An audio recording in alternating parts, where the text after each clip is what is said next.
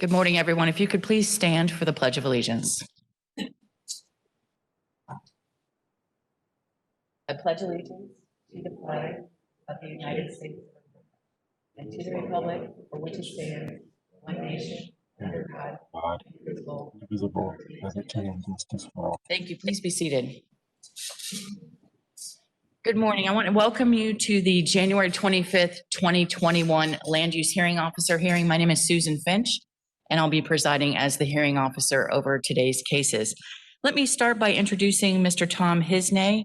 To my left, he's with the Development Services Department, and he will introduce the other staff participating in today's hearing, as well as go over any changes to today's agenda. Mr. Hisney.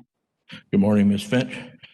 To my left is Carmen Mason. She works for Development Services. We'll be joined virtually by a variety of different staff members, planners from Development Services. Also, we're going to be joined virtually by Cameron Clark of the County Attorney's Office. Changes to the agenda today? No, there are no changes to the agenda, so I'll read into the record the published withdrawals and continuances. These are in Section A of the agenda. Item A1, Variance Application 20-0317. The applicant is John Schuman. This application has been withdrawn from processing by the zoning administrator. Item A2, Variance Application 20-0398.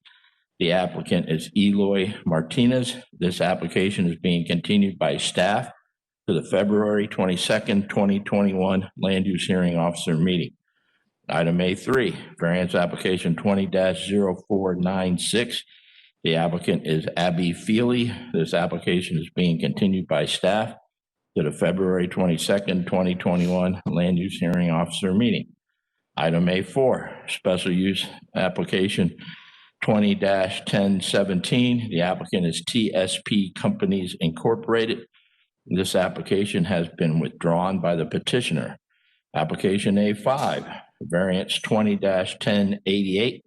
The applicant is Francisco Otero Casio. This application is being continued by staff to the February 22nd, 2021 Land Use Hearing Officer meeting. Item A6, Special Use 21-0003. The applicant is Denise Donaldson and Alan Jones. This application is being continued by staff to the February 22nd, 2021 Land Use Hearing Officer meeting. Item A7, Variant Application 21-0040, Apostolic Bible Church of Brandon Incorporated. This application is being continued by staff to the February 22nd, 2021 Land Use Hearing Officer meeting. And finally, item A8, Special Use Application 21-0174. The applicant is Cigars OTB Incorporated. This application is being continued by staff to the February 22nd, 2021 Land Use Hearing Officer meeting. Thank you so much, Mr. Hisney. I appreciate it. Let me start by going over our procedures for today's hearing.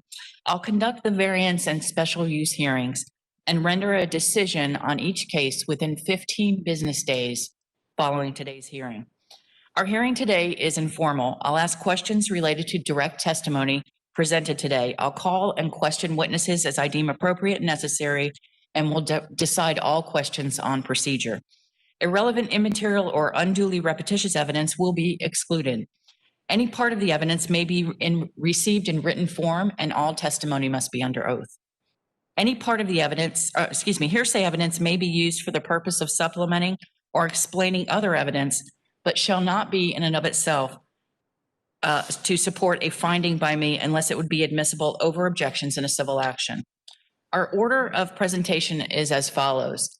We have the agenda today starts with variance cases. And for those cases, the Development Services Department makes a brief introduction and also presents their staff findings. So in the variance cases, the Development Services Department staff person goes first. Then we turn to the applicant. The applicant has 15 minutes to present their case. Once that's concluded, we'll go to proponents. Anyone who would like to speak in favor of the application. Total proponent presentation time is 15 minutes.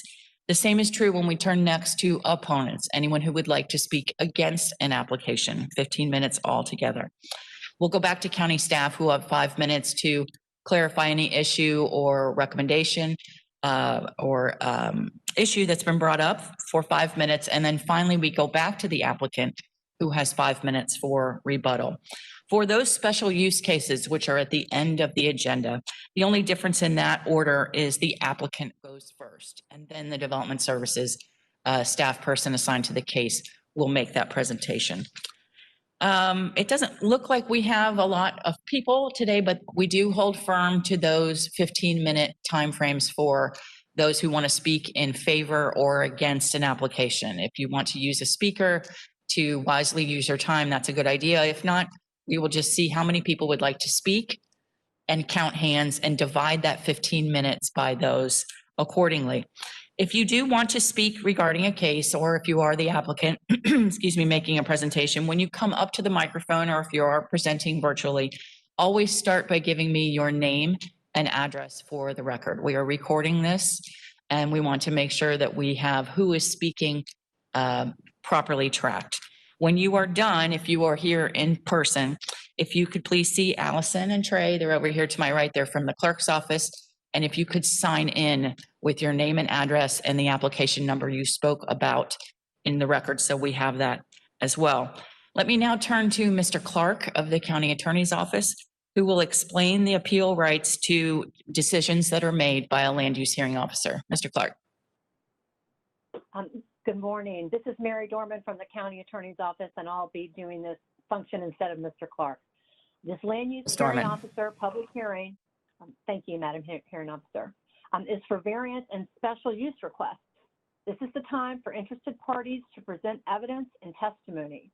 Once the hearing officer has closed a case, the record of that case is also closed, and no new evidence regarding that case may be submitted thereafter. Any decision by the hearing officer may be appealed to the Land Use Appeals Board.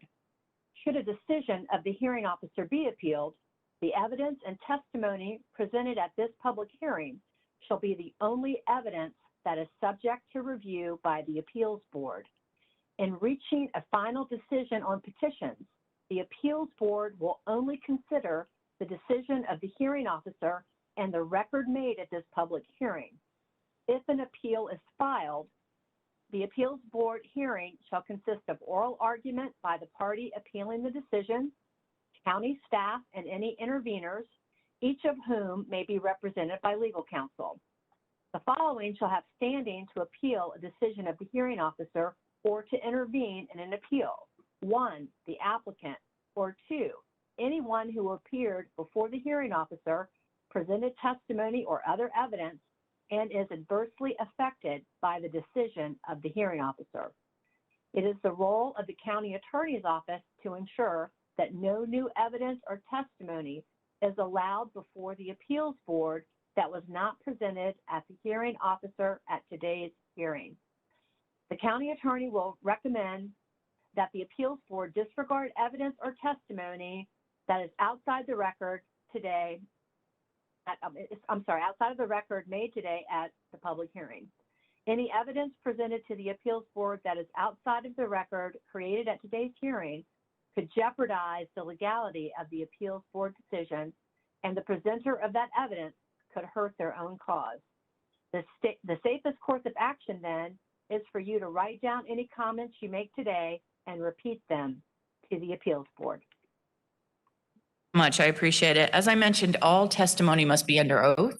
So if you plan to speak today, both in person and virtually, please stand and raise your right hand and I'll swear you in. Do you solemnly swear to tell the truth, the whole truth, and nothing but the truth, so help you God? Thank you so much. Please be seated. Mr. Hisney, we're ready to call the first case. On today's agenda, we have no vested right cases, no fee waivers, and no reconsideration requests. So that'll take us to Section E of the agenda, site development variances. First case in that is item E1, Variance Application 21-0091. The applicant is Andrew and Bree Evelyn. The request is a variance to encroach into a wetland conservation area setback. Staff findings will be presented by Carla Shelton. Good afternoon. Good morning. Oh, excuse me. Good morning. This is Carla Shelton with Development Services.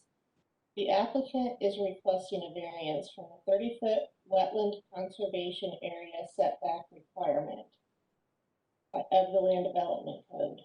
The applicant's specific request, as shown on the site plan submitted on November 10th, 2020, is to allow for construction of a portion of a swimming pool and deck within the 30-foot wetland conservation area setback. Per the Land Development Code section 4.01.07.b.4, no filling, excavating, or placement of permanent structures or other impervious surfaces shall be allowed within a required 30-foot wetland conservation area setback. The applicant requests construction of a portion of a swimming pool and deck within the 30-foot wetland conservation area setback. The applicant requests a 7.5-foot reduction of the setback to allow for a setback of 22.5 feet. That's all from staff. Much. Is the applicant here? Yes, I'm here virtually. Good morning. Good morning. Address to start, please. I'm sorry, I missed Name that and last address. one. Okay, Andrew Evelyn, and the address is 12911 Cypress Estates Place, Tampa, Florida 33624.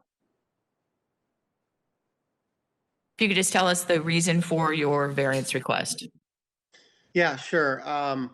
The shape of my lot is kind of odd, and out the back where you would normally build a swimming pool, it's encroached pretty heavily on the wetland setback, which goes back 30 feet to the actual wetlands. And so there have been 2 variances that I know of in my neighborhood. I believe we have 16 homes that have been approved for the same reasons.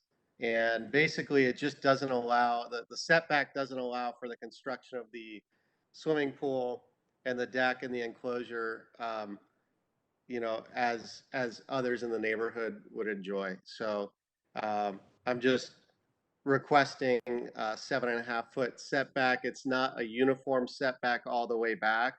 At some points, it'll be less than that, but at its greatest point, it's a 7.5-foot setback or variance into the setback.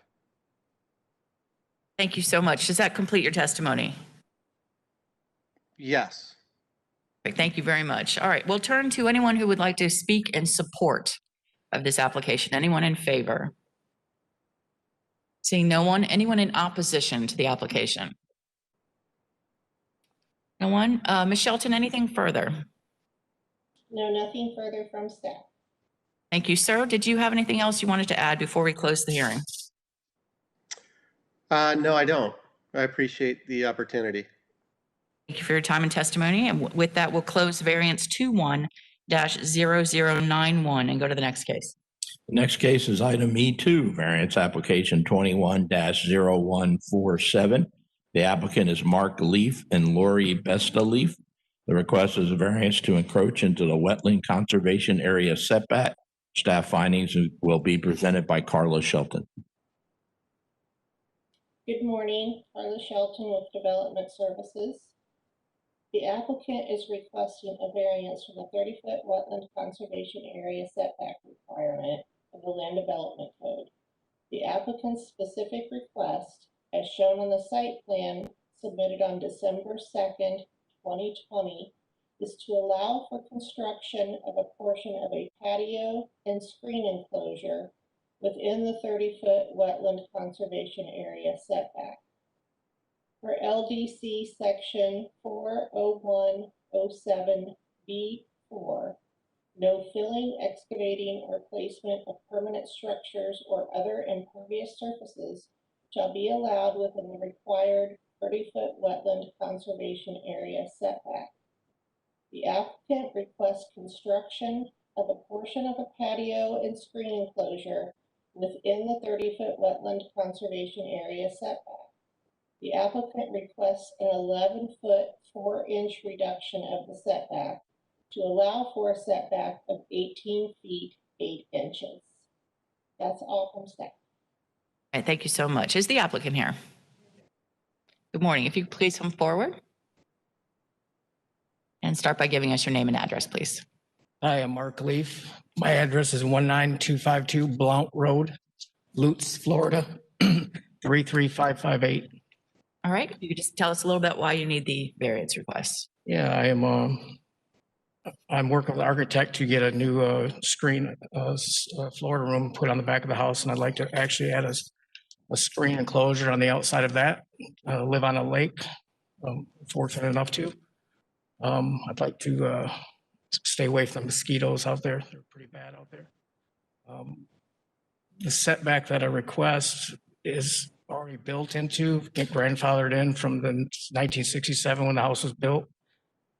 There's a strip 4 foot by 4 on one side, about 2 foot on the other, totaling 218 square feet of new construction beyond what's already existing there.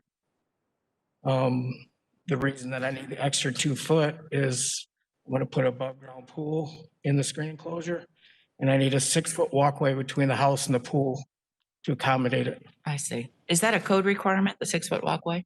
Not that I'm aware of. Okay. Just something I your would. plan? Yes. I understand. I'll have a 2-foot wall. At grade, it'll be a 2-foot wall coming up, and a 2-foot step down with a 48-inch offset. So that'll be, pool will be level basically with the wall, I see. top wall. Okay. Does that complete your presentation? Yes. All right, thank you so much. If you could please sign in with the clerk's Sure, office, I certainly. appreciate it. Is there anyone here that would like, or virtually that would like to speak in favor? Anyone in support? Seeing no one, anyone in opposition to this application? No one? Ms. Shelton, anything further from you? Nothing further from staff. Is there anything else you'd like to add before we close? All right, thank you for your time. Yeah, absolutely. We'll close variance 21-0147 and go to the next case.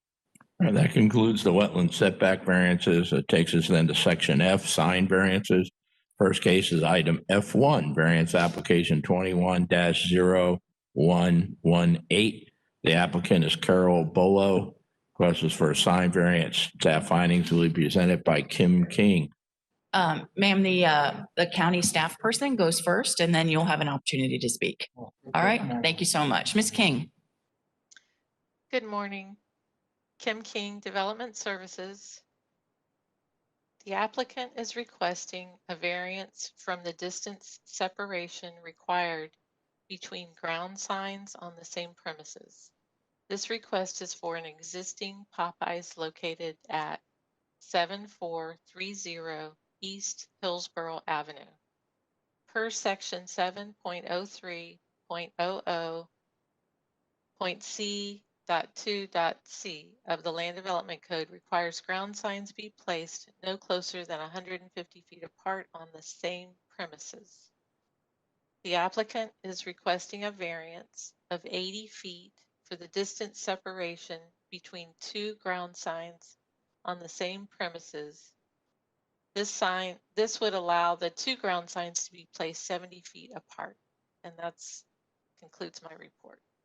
Ms. King, before you go, I just have a quick question. I've read all the backup regarding this, and the applicant's narrative talks about that the county previously approved construction plans that show both tenants on the property. And I was wondering if you were aware of that and if the 2 signs were shown on that construction plan. With the construction plan approval, they do not do a review of the sign placements. This parcel is allowed to have 2 signs on it based on the section 7 of the sign code. But there's not a review of signage on the construction plan approval. Okay, that was my only question at this point. Thank you so much. Applicant, it's your turn now.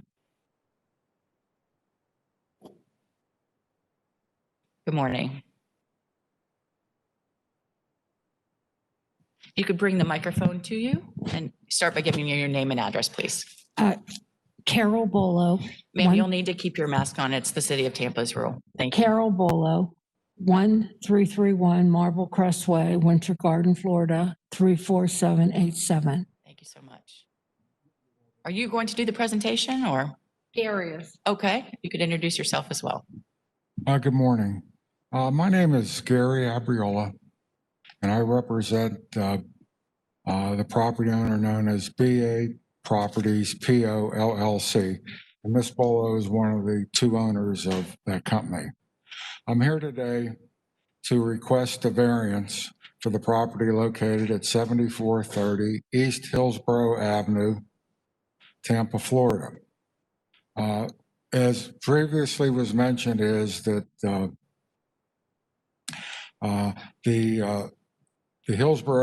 current Hillsborough sign code, it requires 150-foot distance between two signs on the same property.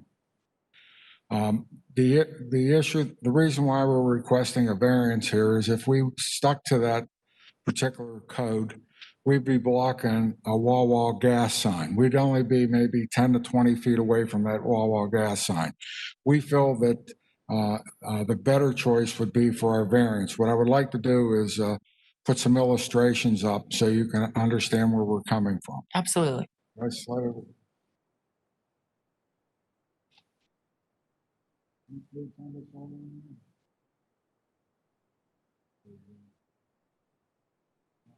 Yep, I could see it. If you could just bring that microphone over to you while you stand there so we make sure we get your testimony for the record. Okay. On this particular drawing shows the signage with no variance. Right now, the sign is for the adjoining landowners, Wawa, is located here. If we stuck to the county code, the Popeye sign would be located here, and the Waffle House sign would be located here.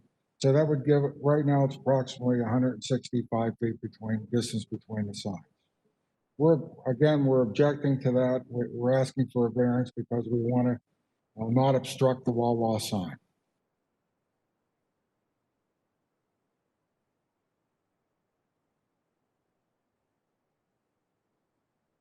On this particular one, this is if you would, if Hillsborough County would approve our variance. By approving our variance, we're requesting that there's like a grass island in the middle of the property. It's near the Popeyes drive-through. And it's approximately 70 feet from the Waffle House sign with a 10-foot setback. So that would give, the lady was talking about 80 feet.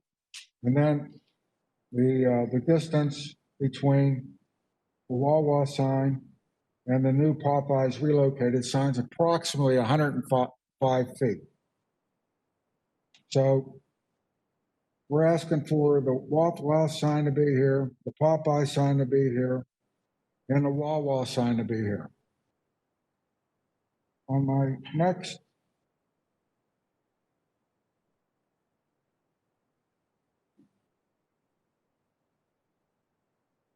okay, on this particular sketch here, our variance request would allow a nice, orderly placement of the signs along this particular road. The Burger King has their sign at this particular end of the property. The Waffle House sign would be located here. The Popeye sign would be located here. And the Waffle House sign would be located here. The Wawa sign. I also would like to show some actual photos to give you to back up our variance request.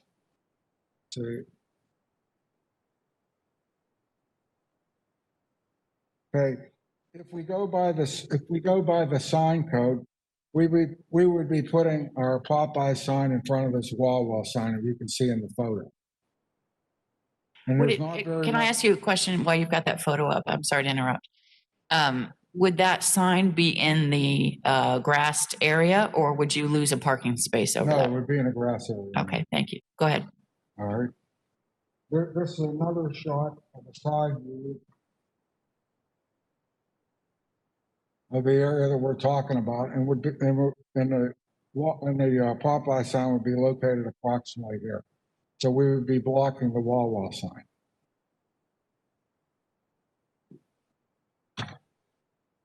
In the next photo that we're showing here, this here is just a street view showing the Wawa sign here. The Popeye sign would be located approximately where my finger is. We're asking for the Popeye sign with the variance to be located near this bus. And this would be where the Waffle House sign would be. And then further down would be the Burger King sign. And this last photo backs up our previous fact that the Burger King sign is located at the very beginning of its property. So the variance request that we're asking for, I believe is reasonable. We're trying to protect our neighbors. We don't want to have them have an obstructive view of a sign that's been there. The Wawa sign's been there since 2016. So we're asking for the Hillsborough County Board to please consider our variance and please approve it. Is there any questions that anyone here has? Yes, I do have a question. So it looks like there is a sign from your pictures and also from reading your variance criteria response. There is a Popeye sign there currently. Is that correct? Yes, the contractor put it in the wrong spot. Okay, so they have to move it to accommodate the Waffle House signage so that Yep. it makes sense that Yes, it's ma'am. in front of it. I understand. And I think that's all my questions for you. I just have one question for staff, but I'll get there in a minute. Okay. Does that complete your presentation? Yes, ma'am. that All right. completes Are it. you going to submit those documents into the Yes, record? ma'am. Perfect. If you could, that would be very helpful. All right. Thank you for your testimony. If you could both come over and sign in with the clerk's office, I'd appreciate it. Is there anyone that would like to speak in support of this application? Anyone in favor? Seeing no one, anyone in opposition? No one. All right. Ms. King, I have a question regarding the gentleman's testimony. Okay. There you go. All right. Tell me if the applicant were to put the sign where they don't want to put it, the Popeye sign adjacent to the Wawa sign in that grassy area that he identified, does that meet the sign code requirements?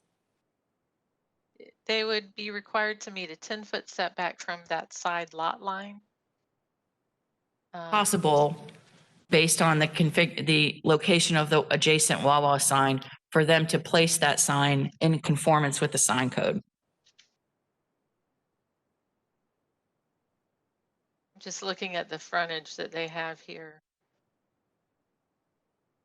Yes, with the amount of frontage that they have along Hillsborough Avenue, they could place each sign at the end of, at each end of the lot itself, but they do have to maintain a 10-foot setback from the side lot line. It's appear to you, and I know you don't have an application in for that, but it does appear to you that it could be located on the western end of the property, 10 feet from that existing Wawa sign. Is that accurate? Yes. Thank you so much. I appreciate it. All right. Any other comments from Ms. King or county staff before we move on? No. Further? All right. Thank you so much. Sir, you have 5 minutes for rebuttal if you'd like it. Or any additional comments, whatever you'd like to do. The only rebuttal I have is again, if that sign is put in conformity to the sign code, we'd be obstructing Wawa sign that's been there since 2016. And also the other rebuttal is I do have plans that do show when they were submitted. These are the ones I have are on sign, but when they were submitted, they do show two signs at the very end of the property. The problem is the engineer never thought about giving consideration to the sign to the adjacent Wawa sign. And again, I just want to be a good neighbor. I want to put the sign in a grass island almost in the middle of the property. It would be show an even placement of the signs as I previously showed. The Burger King sign, the Waffle House sign, the Popeye sign, and the Wawa sign, they'd all be in harmony. I won't have to worry about any lawsuits from Wawa. So that completes my rebuttal, ma'am. All right, perfect. Thank you for your testimony. I really appreciate it. With that, then, we will close variance case 21-0118 and go to the next case. Next case is item F2, variance application 21-0119. The applicant is Mark Brenchley. The request is for a sign variance. Staff findings will be presented by Kim King. Kim King, Development Services. The applicant is requesting a variance to replace an existing ground sign with a monument sign identified as sign number 2 and reduce the setback required. This is an Ed Morse Cadillac dealership, and the variance being requested is for a Mitsubishi Motors sign located on the same parcel at 101 East Fletcher Avenue. On June 3rd, 1996, petition number 166 was approved by the Sign Appeals Board, allowing several ground and monument signs on the site. Sign number 2 was approved as a ground sign at 36 square feet per side, 72 square feet total, with the height and setback meeting the code requirements. The subject parcel was also approved to have the following: sign number 1, full sign, 130 square feet per side, 260 square feet total. Signs number 4, 5, 6, and 7, monument signs at 24 square feet total each sign.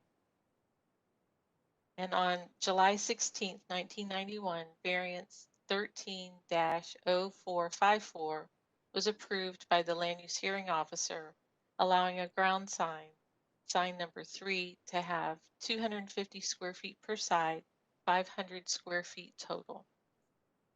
Per section 703-00C1C of the Land Development Code, requires a 41-foot setback for a monument sign at 29 feet 6 inches in height. The applicant is requesting a variance of 23 feet, which would allow the monument sign to have an 18-foot setback. So the sign number 2 was allowed and previously approved by the variance. They're requesting to change it from the ground sign to the monument sign, which requires the setback variance. And that's all I have. All right, perfect. I understand. Thank you so much for your testimony. Is the applicant here? Good morning. Good morning. My name is Mark Brenchley. I live at 3790 Beacon Ridge Way, Claremont, Florida. I represent Morse Operations, Inc., the owner of the property of the Ed Morse property. All right. Kim King made the probably confusing discussion of past variances. So let me help with a map showing what she said in that in her presentation. All right, if you could just change that, turn that a little bit so it's oriented. There you go, perfect. Thank you. As mentioned, this is a 14.4 acre site. It fronts on Florida here on the west, Fletcher on the north, and Central on the east, and also the highway or the freeway, the 215 freeway. The variance that we're seeking here is facing Florida Avenue. This is the replacement sign for sign number 2 that was approved back in the previous variances. Here is the existing sign that is going to be replaced. And as Kim mentioned, because this is now going to be a monument sign, it requires a greater setback than a pole sign. And here is the replacement sign. The exact same height, less square feet than was approved in the earlier variances, but because it is now a monolith or monument sign, it requires the greater setback. And here is a better detail showing the location of the sign to be relocated. Here, and you saw a picture of that certified used car sign. They're changing this corner, the southwest corner of the dealership property, now to the Mitsubishi dealership. So the rest of the site will remain the same. The signs that are there will remain the same that were approved back in those earlier variances. The application is exhaustive in discussing the hardship, which echoes the same discussion that was had back in the earlier variances. It also discusses the unique challenges that this site has.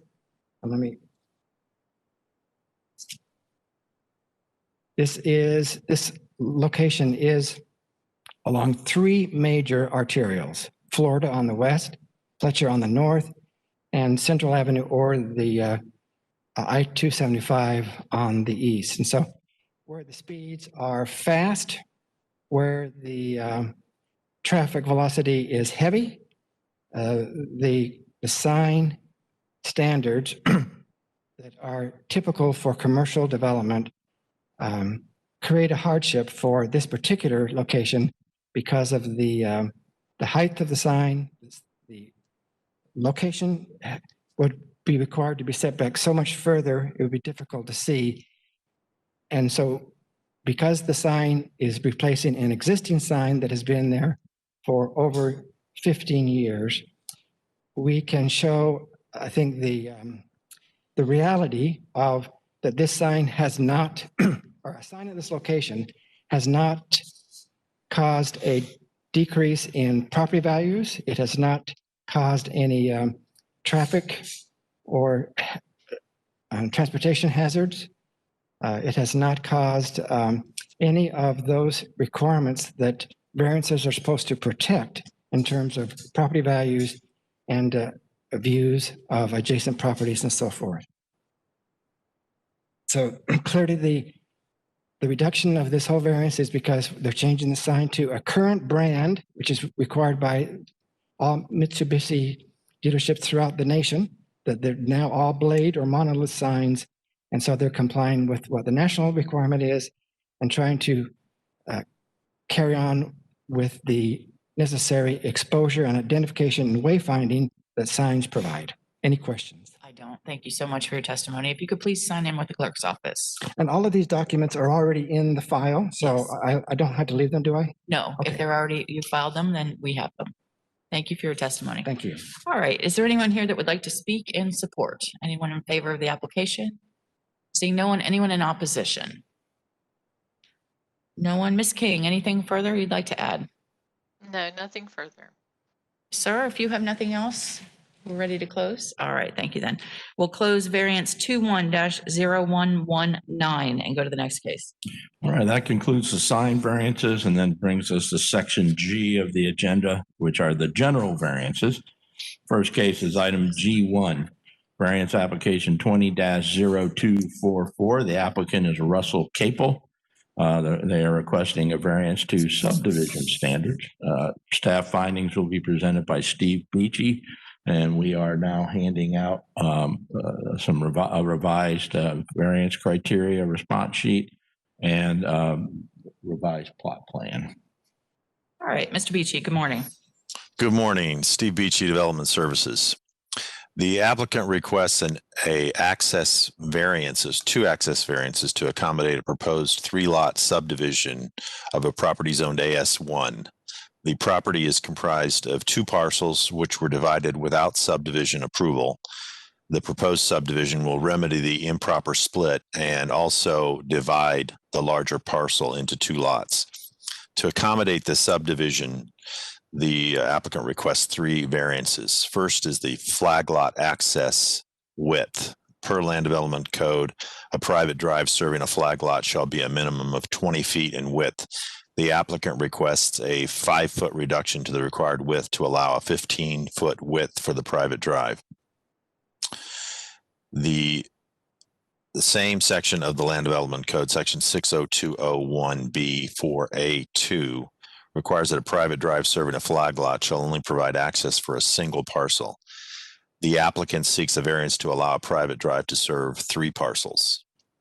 And lastly, the applicant requests a variance for an easement width. Per Land Development Code, an access easement serving 2 or 3 dwelling units must be a minimum of 30 feet. And the applicant requests a 15-foot reduction to the required easement width to allow a width of 15 feet.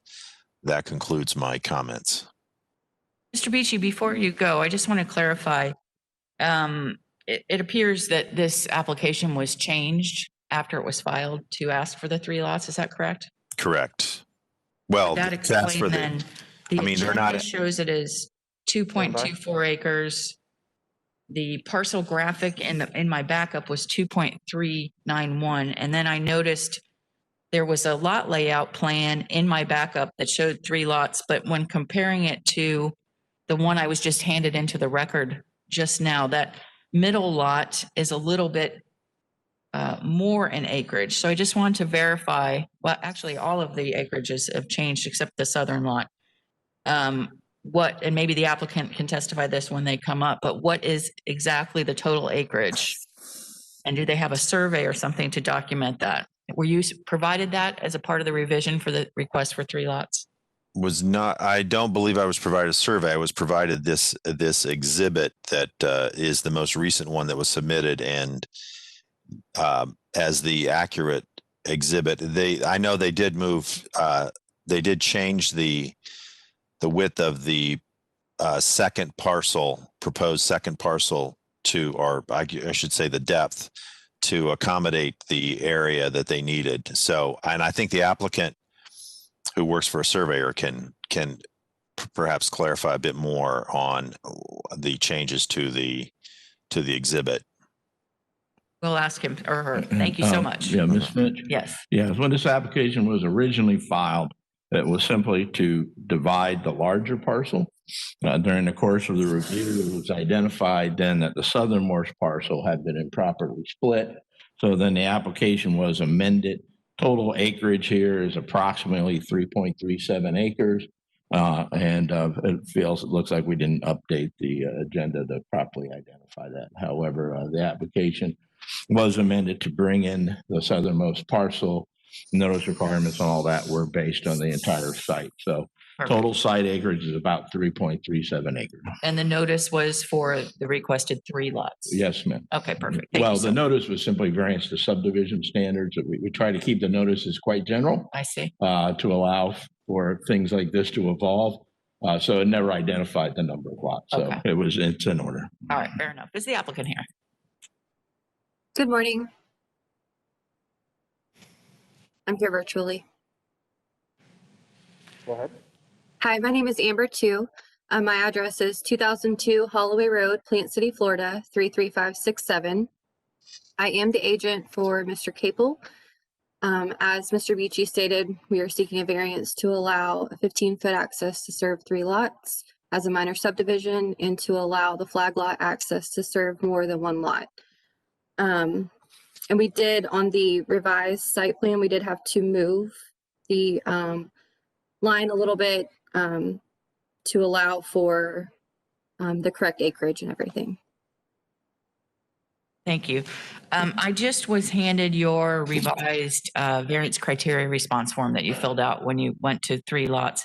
And I just want to get some more clarification, just starting with variance criteria 1, where it talks about how the hardship, how the alleged hardship or practical difficulty is unique and singular to this property and not those suffered in common with other properties similarly located. Your answer says that there other access requirements or other access and lot requirements may exist with other properties, but none were noticed on any of the immediate abutting properties. Could you clarify that, please?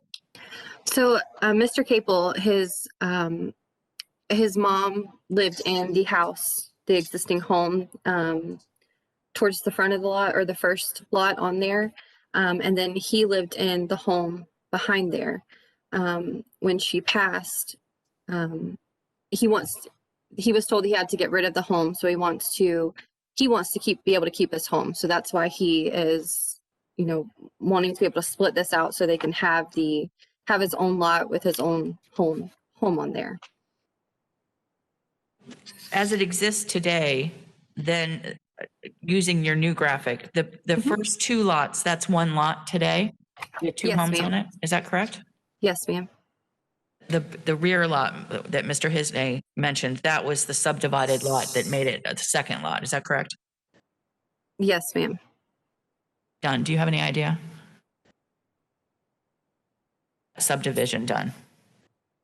I didn't hear you. I'm sorry. The illegal subdivision into two lots, when was that done approximately? What year?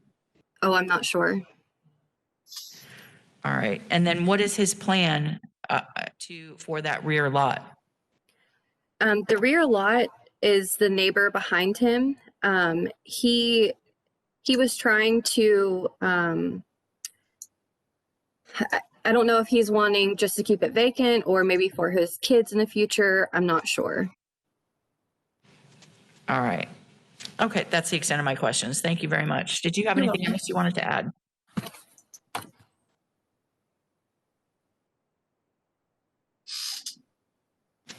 Ms. Tu, is there anything else you wanted to add Oh, no, ma'am. I'm regarding your sorry. presentation?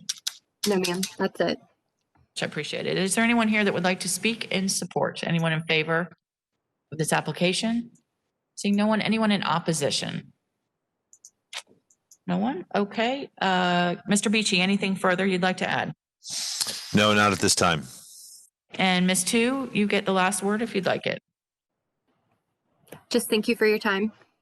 Thank you for your time and testimony. With that, we'll close variance 20-0244 and go to the next case.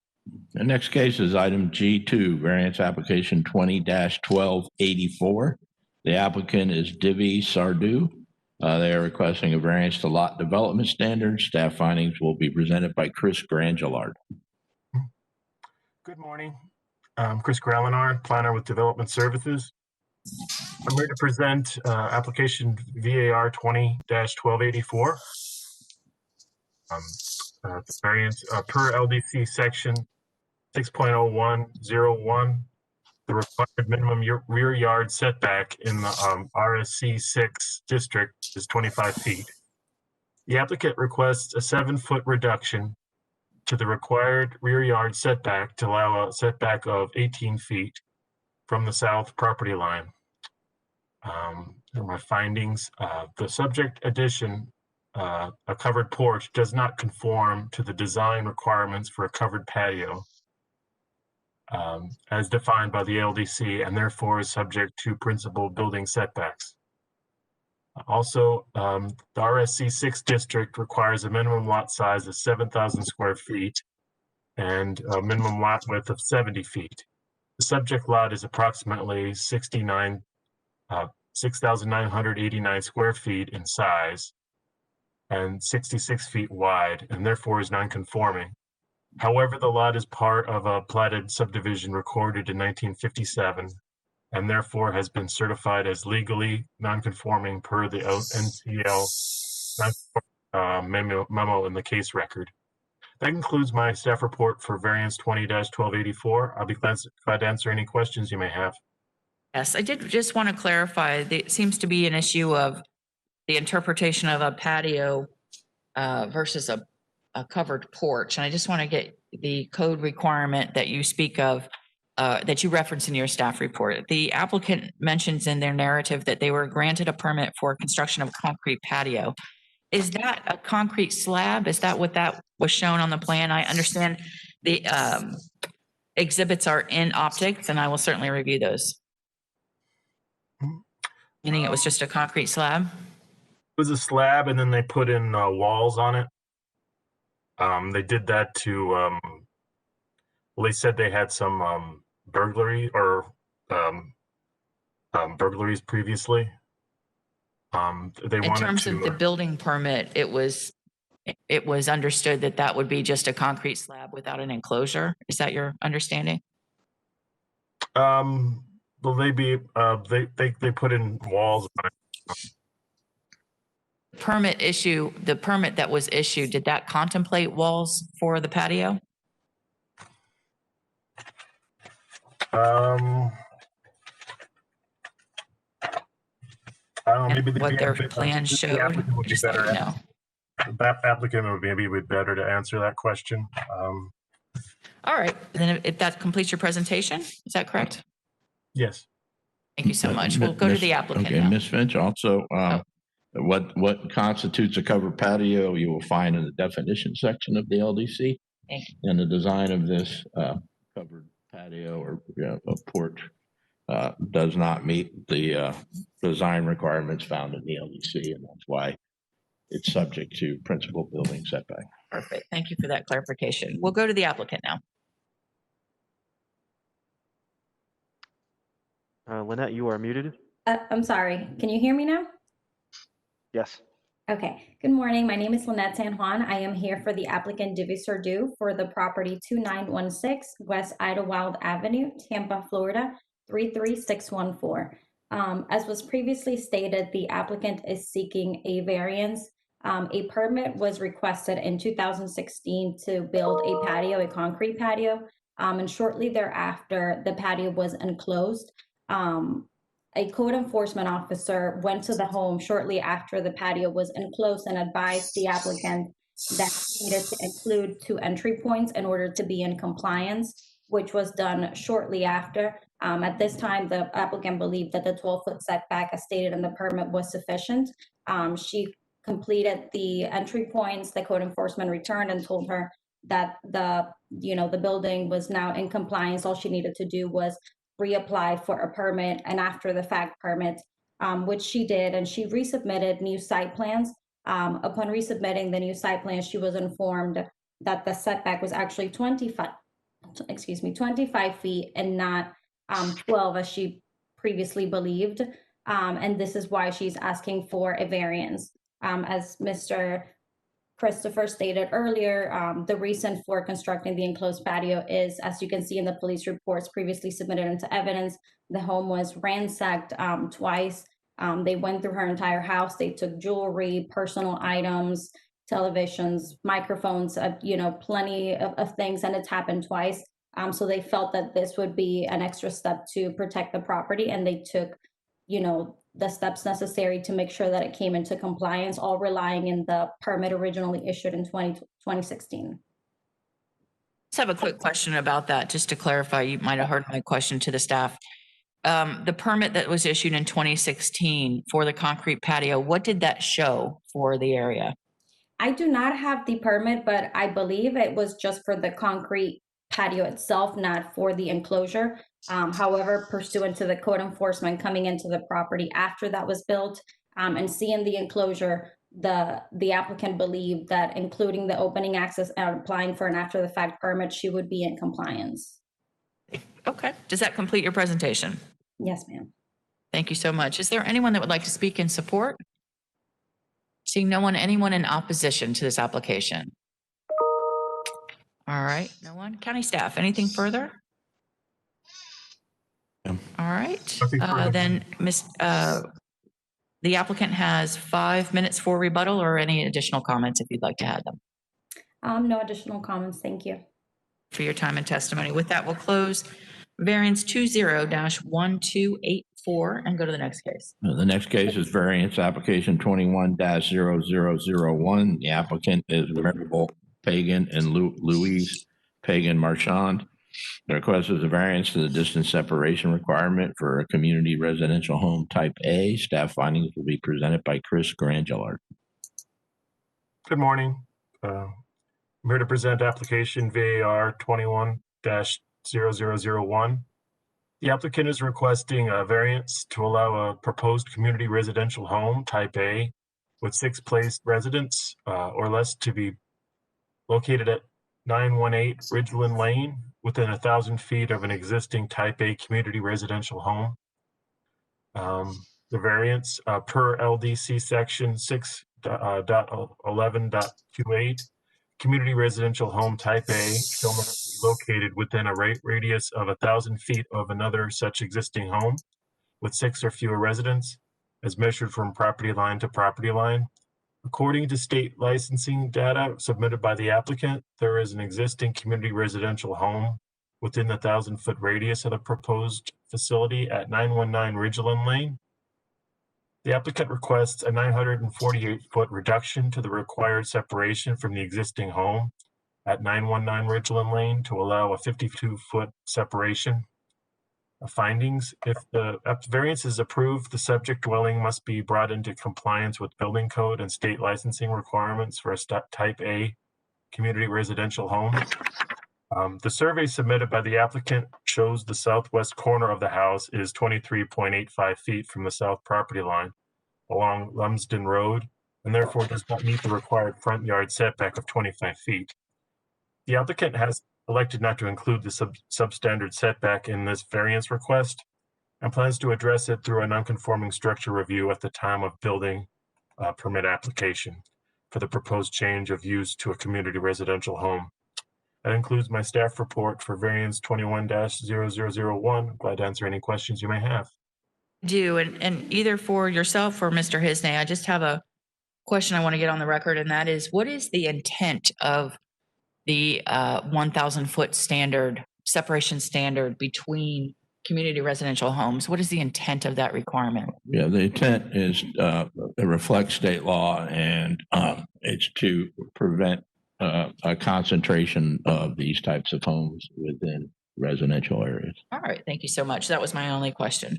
We'll now go to the applicant. Yeah, hello. Good morning. I'm Luis Pagan Marchand. My wife Nervis here also. This is our property located at 918 Richland Lane, Barrico, Florida. We have a presentation I believe we want to share with you. Yep, stand by.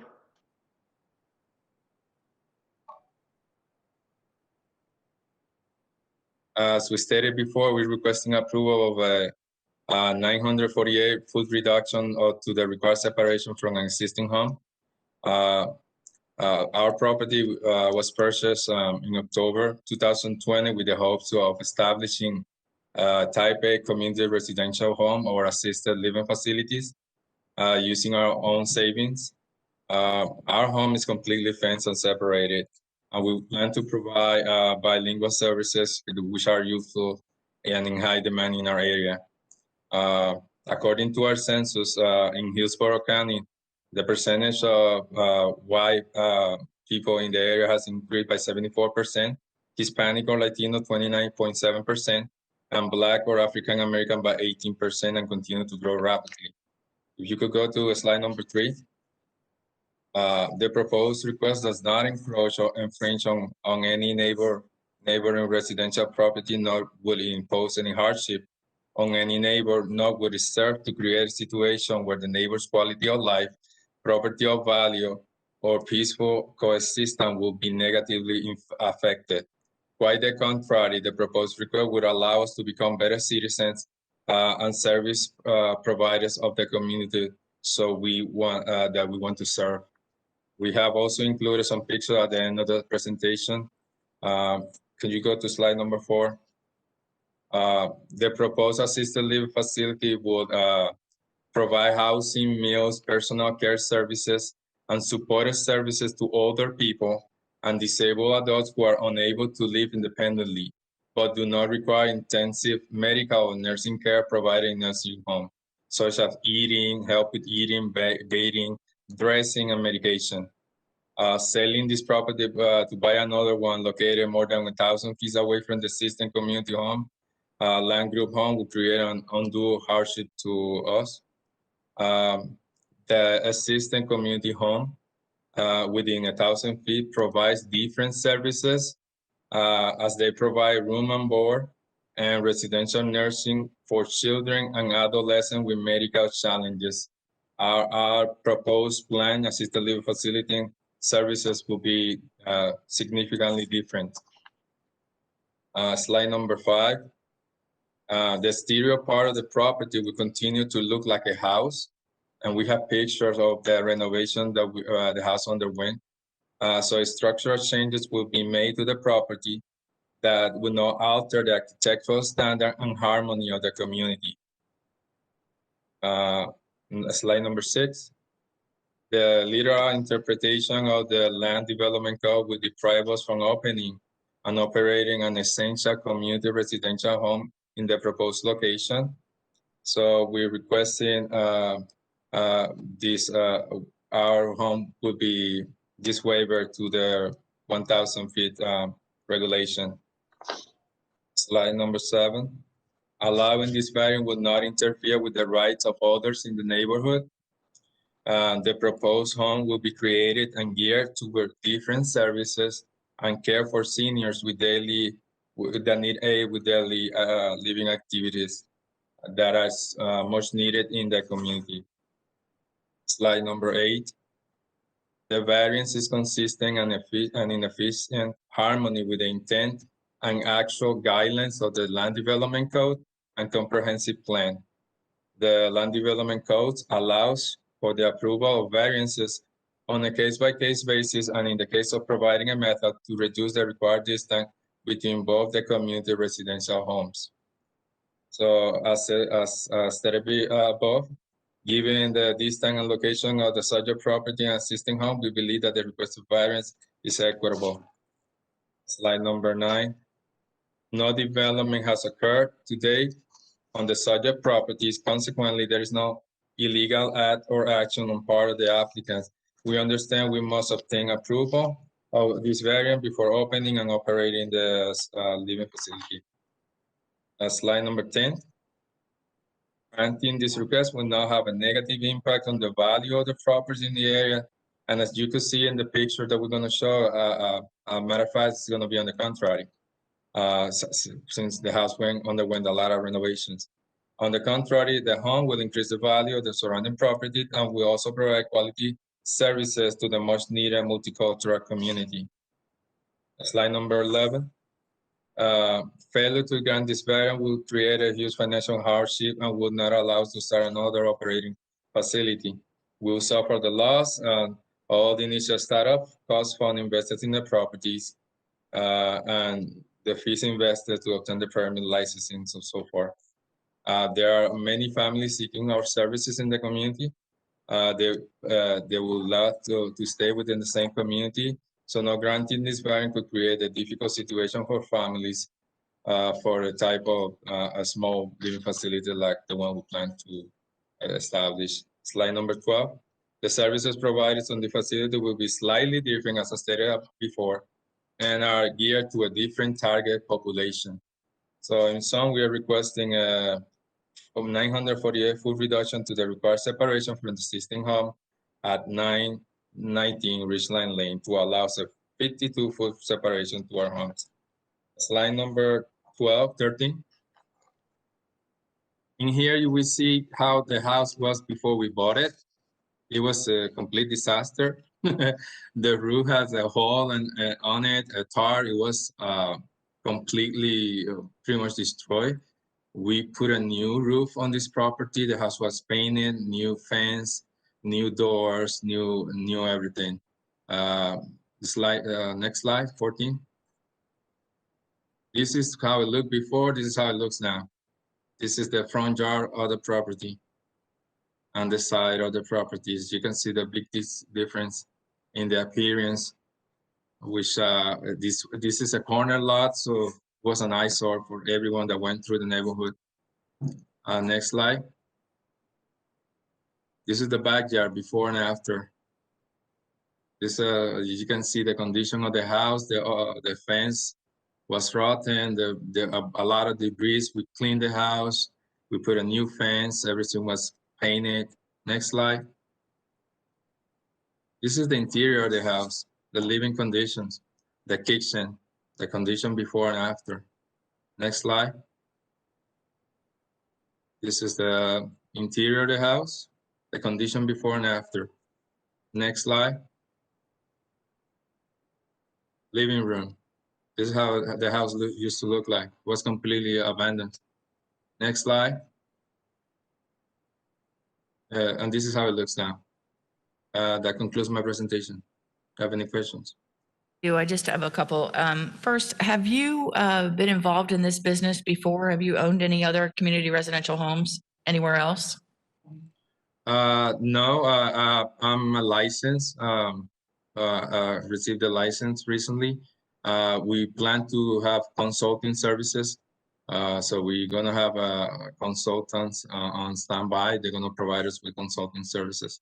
So we don't plan to do this on our own. We're gonna have people that are trained and capable and that have been doing this for a while. We know a lot of people also that have done this. So we know people and we have the background, and we will contract whomever we need to do this. My wife and I are both realtor, licensed real estate agent.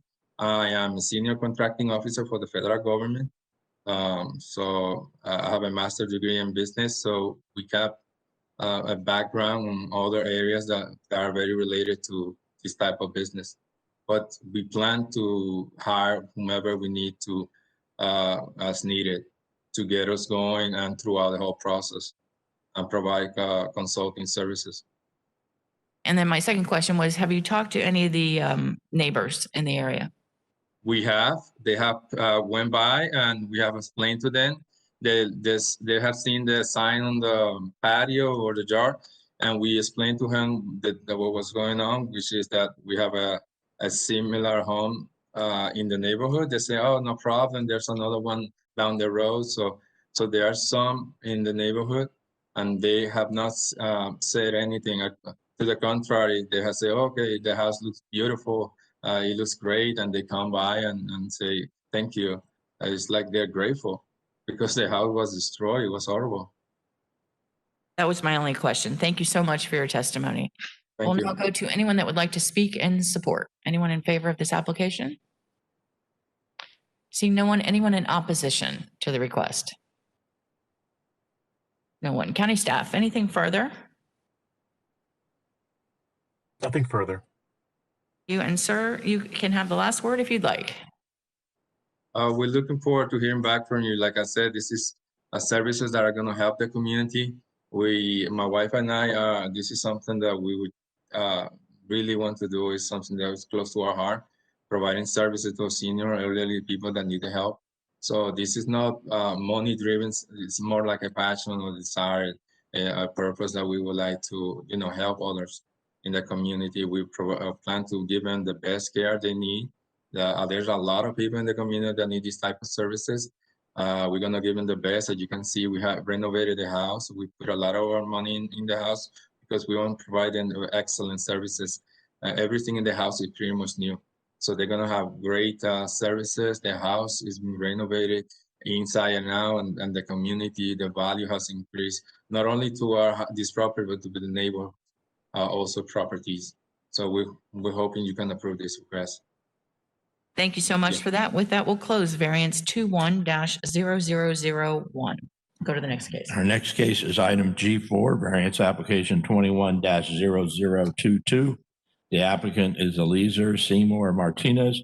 The request is a variance to accessory dwelling requirements. Staff findings will be presented by Isis Brown. Good morning, Isis Brown, Development Services. I'm here to present case VAR 21-0022. The applicant is requesting a variance to accommodate the conversion of an existing shed into an accessory dwelling on a lot zoned RSC 6. The variance in this case per LDC section 6.11.02.E, an accessory dwelling must meet principal building setbacks. Per LDC section 6.01.02, a minimum side yard setback of 7.5 feet and a minimum rear yard setback of 25 feet are required in the RSC 6 district. The applicant is requesting a 2.5 foot reduction in the required side yard setback to allow a 5-foot setback from the east property line.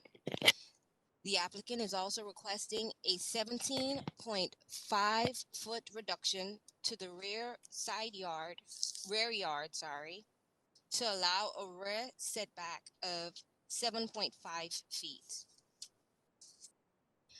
The applicant was advised that the conversion of this shed, the accessory dwelling must include a bathroom and a kitchen. The findings, the shed is approximately 213 square feet in size. I am available for any questions. This ends my presentation. I don't have any questions at this time, but thank you. Is the applicant here?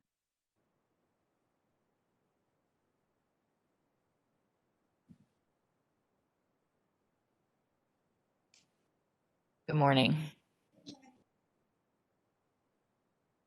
Cecilia Leon, 7413 Celeste Lane. I am here with my husband, Eliza Seymour.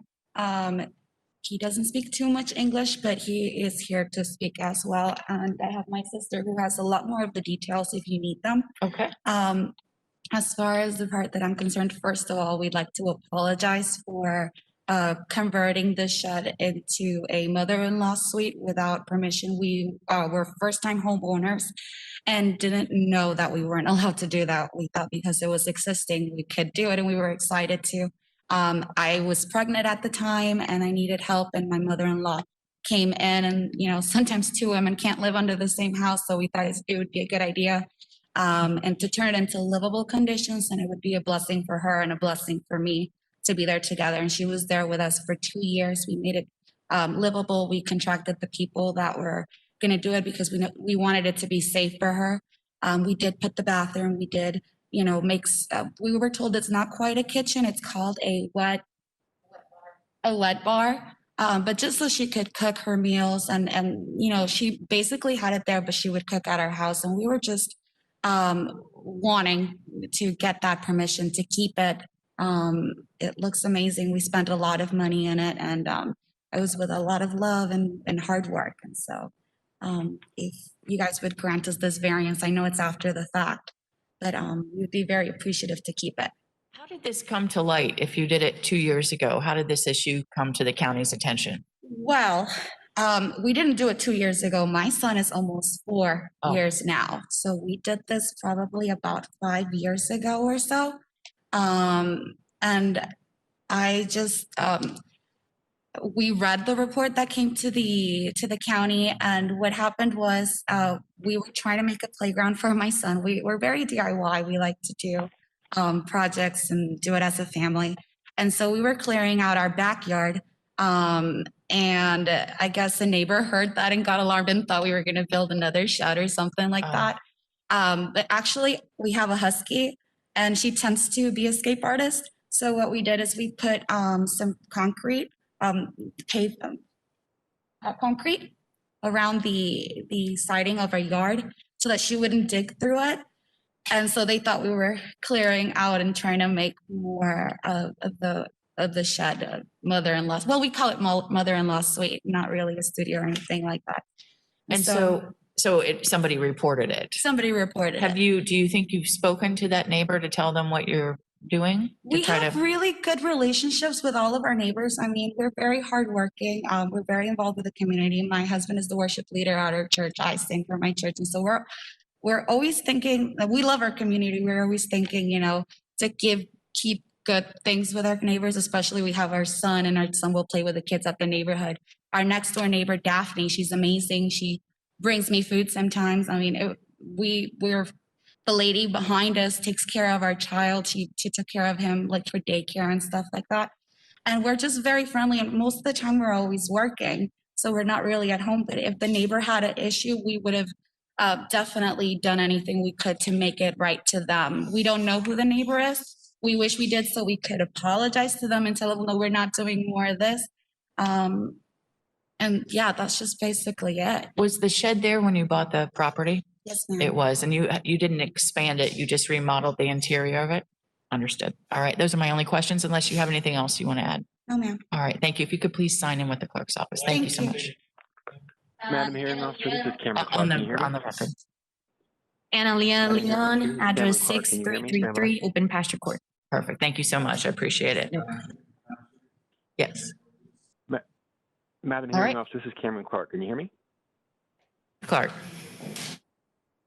Yes, ma'am. Just could the, on the last application, could the applicant, gentleman who didn't speak, could he just state his name into the record so the record reflects that he was present? Sorry. That's okay. My name is Eliezer Seymour. I live in 7413 Celeste Lane, Tampa, Florida, 33619. Perfect. Thank you so much. And if You're you could please sign in as well. Is that all, Mr. Clark? Is that what you needed? Yes, ma'am. Thank you so much.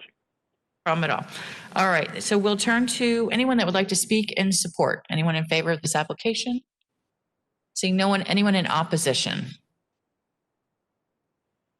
All right. No one in opposition. County staff, anything further? Yes, ma'am. Would the applicant please return to the podium? And just give us your name. You don't need to add your address. Cecilia Leon. Just want to put you on notice that if this variance is approved, you're going to have to get after the fact building permits. And additionally, to serve as an accessory dwelling, the structure is going to have a kitchen as defined by the LDC and the building code, and a wet bar does not meet the requirements for a kitchen. So you're going to have to put in some more modifications to it to meet the requirements of a kitchen. Yes, sir. Okay, thank you. We have hired a general contractor to meet those requirements. Perfect. Thank you so much. Thank you. All right. Then with no other comments, we'll close variance 21-0022 and go to the next case. Our next case is item G5, variance application 21-0043. The applicant is Ziad Estevan, and they are requesting a variance to lot development standards. Staff findings will be presented by Kevy DeFrank. Good morning, Kevy DeFrank with Development Services. For this case, the applicant is requesting setback variances for a proposed single-family home on property zone RSC 6. And per the Land Development Code, the required minimum side yard setback in the RSC 6 district is 7.5 feet. And the applicant specifically requests a 7.5 foot reduction to the required side yards to allow setbacks of 0 feet from the east property line and 0 feet from the west property line.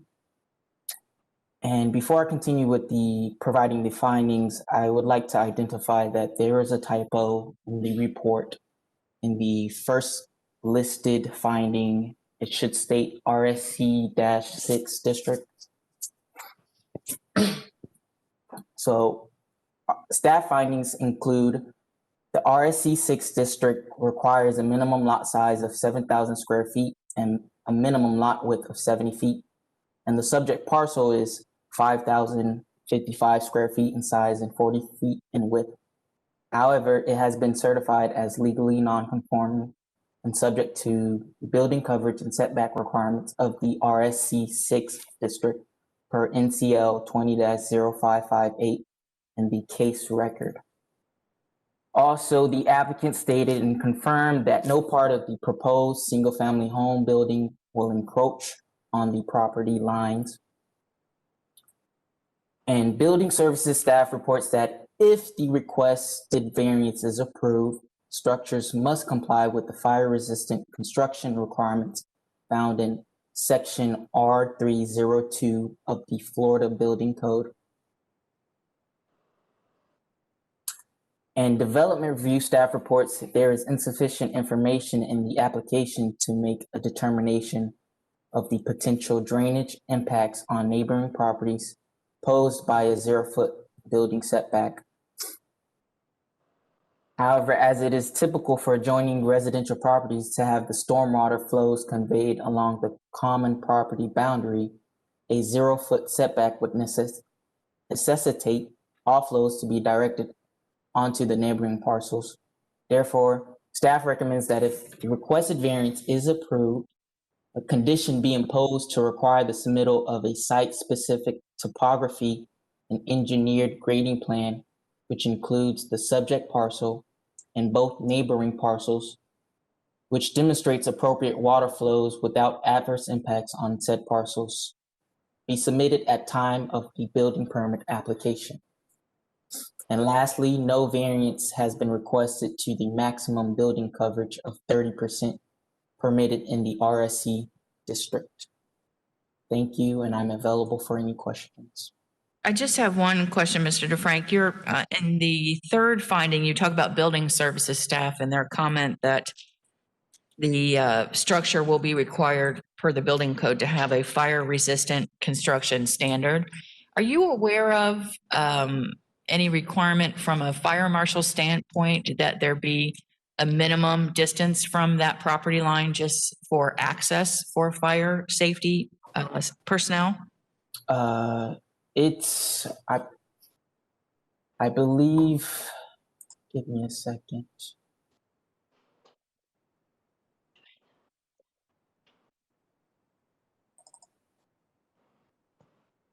The distance requirement was provided by building services staff, and it should be within the file in optics. Let me get this information.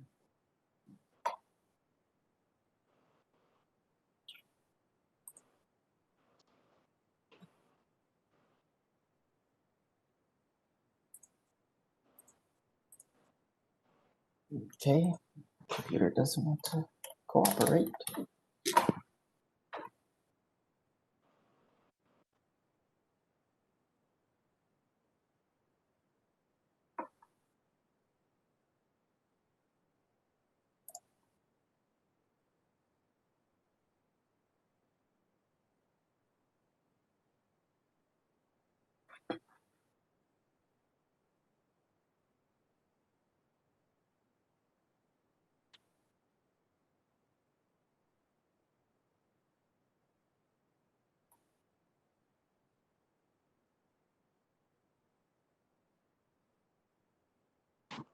So based on the requirements in the Florida Building Code,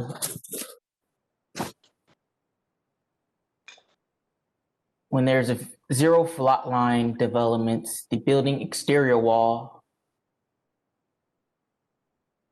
must be separated from an adjacent building exterior wall by a distance of 6 feet or more. Fire marshal's comments? That is building services staff comments, not fire marshal's comments. Perfect. Thank you so much. That was my only question. I appreciate it. No Is problem. the applicant here? Yes.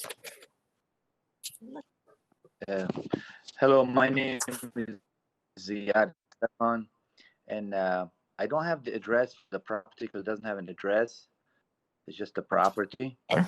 So I'm not sure how to identify that property we're talking about.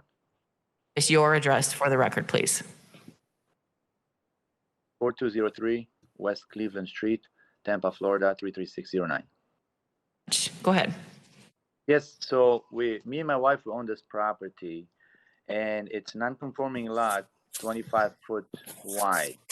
It's creating a hardship to really try to get a decent looking house that flows properly inside.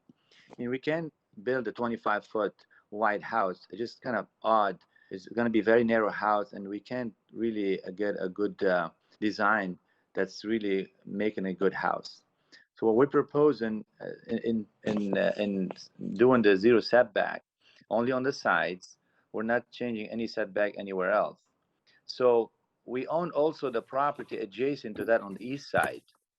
So the property adjacent to the east side is 77 foot wide, and we have a house on it, and the house is 25.1 feet away. The side of the house on the east is 25.1 feet away from the edge of this property.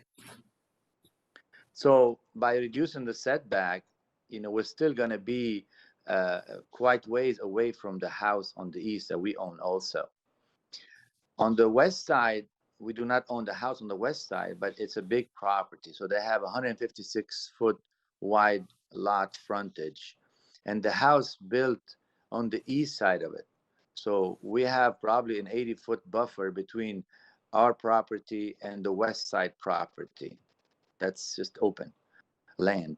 And it's not going to be buildable, I think, because it's the acres required for their drainage or for their sewer.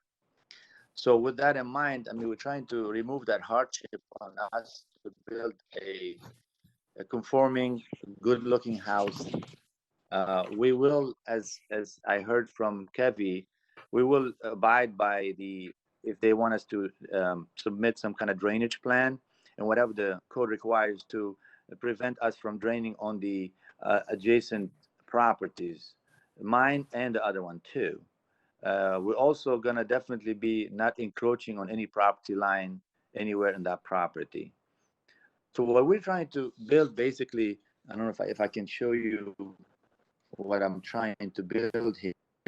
See if I can flip the camera. I don't know if I can or not. Yes. So this is the house that we're trying to build. It's a good, cute, small house. Depending what we're going to get with the setbacks, it could be somewhere between 1,800 to 2,000 square feet, 2-story. And it only adds beauty to the neighborhood. The neighborhood is single-family homes, most of Sitka Street. It's a short street. On the east end, there's townhomes, and so also on the north side, some of the townhomes too. So it's a mixed use. I think by adding this type of property will only make the neighborhood looks better, and we'll be able to get a really functional house for our family. Good, if it's possible to flip your camera again and go back to that graphic you showed. When you showed it previously, my view of it was of all of the people that are participating in today's hearing, and I can't see it. Is it possible to get that? Thank you. All right, so with that up, if you could just answer, that is, what perspective am I looking at? The side, is that the front door, the white? That's at the front of the house? Yeah, I mean, it's not 100% mapped. I mean, we're trying to see if I can fit it in here, but basically you got the side entrance where that porch is, and you have a garage in the front. So the side would be towards the right side of the picture? Is that the side yard or is that the garage?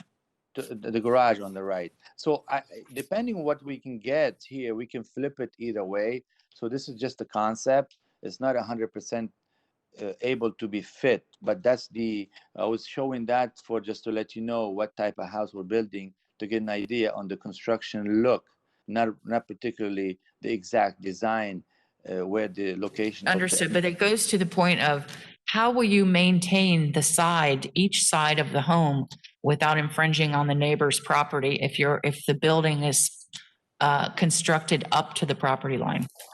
Well, we will have to probably be off the property for the eaves and for the soffits. So we probably will have to be, so the building, exterior edge of the building, anything penetrating like eaves and stuff will be within the 40. We're never going to go over that. Again, I appreciate it. Sure. All right, that was my only question, unless you have anything else you'd like to say as part of your presentation. No, I mean, just to recap, so basically what we're trying to achieve here, I know we're asking for 0 setback. However, the adjacent neighbors, whether mine or the west side, they're extremely far from the lot lines or the lot lines mine. So it would not really be, I'm not like pushing somewhere close to any kind of structure, basically. Property to the east? We own the property to the east, yes. Don't live there. 2742 Mr. Estefan, do you live on the property to the east, the adjacent property? No, I do not. Thank you so much. All right, those are my only questions. We'll move on to ask if anyone would like to speak in support. Anyone in favor of the application? Seeing no one, anyone in opposition to the request? Yes, ma'am. Yes, if you'd like to come forward.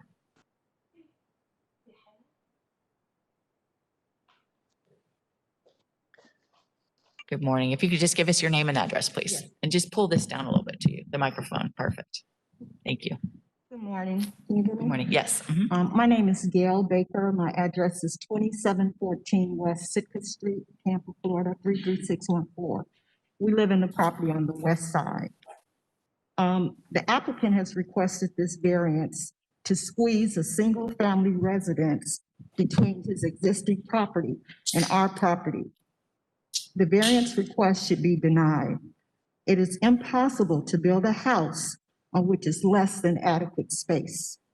This parcel is located close to a busy stop sign where Sitka and St. Peter's intersect.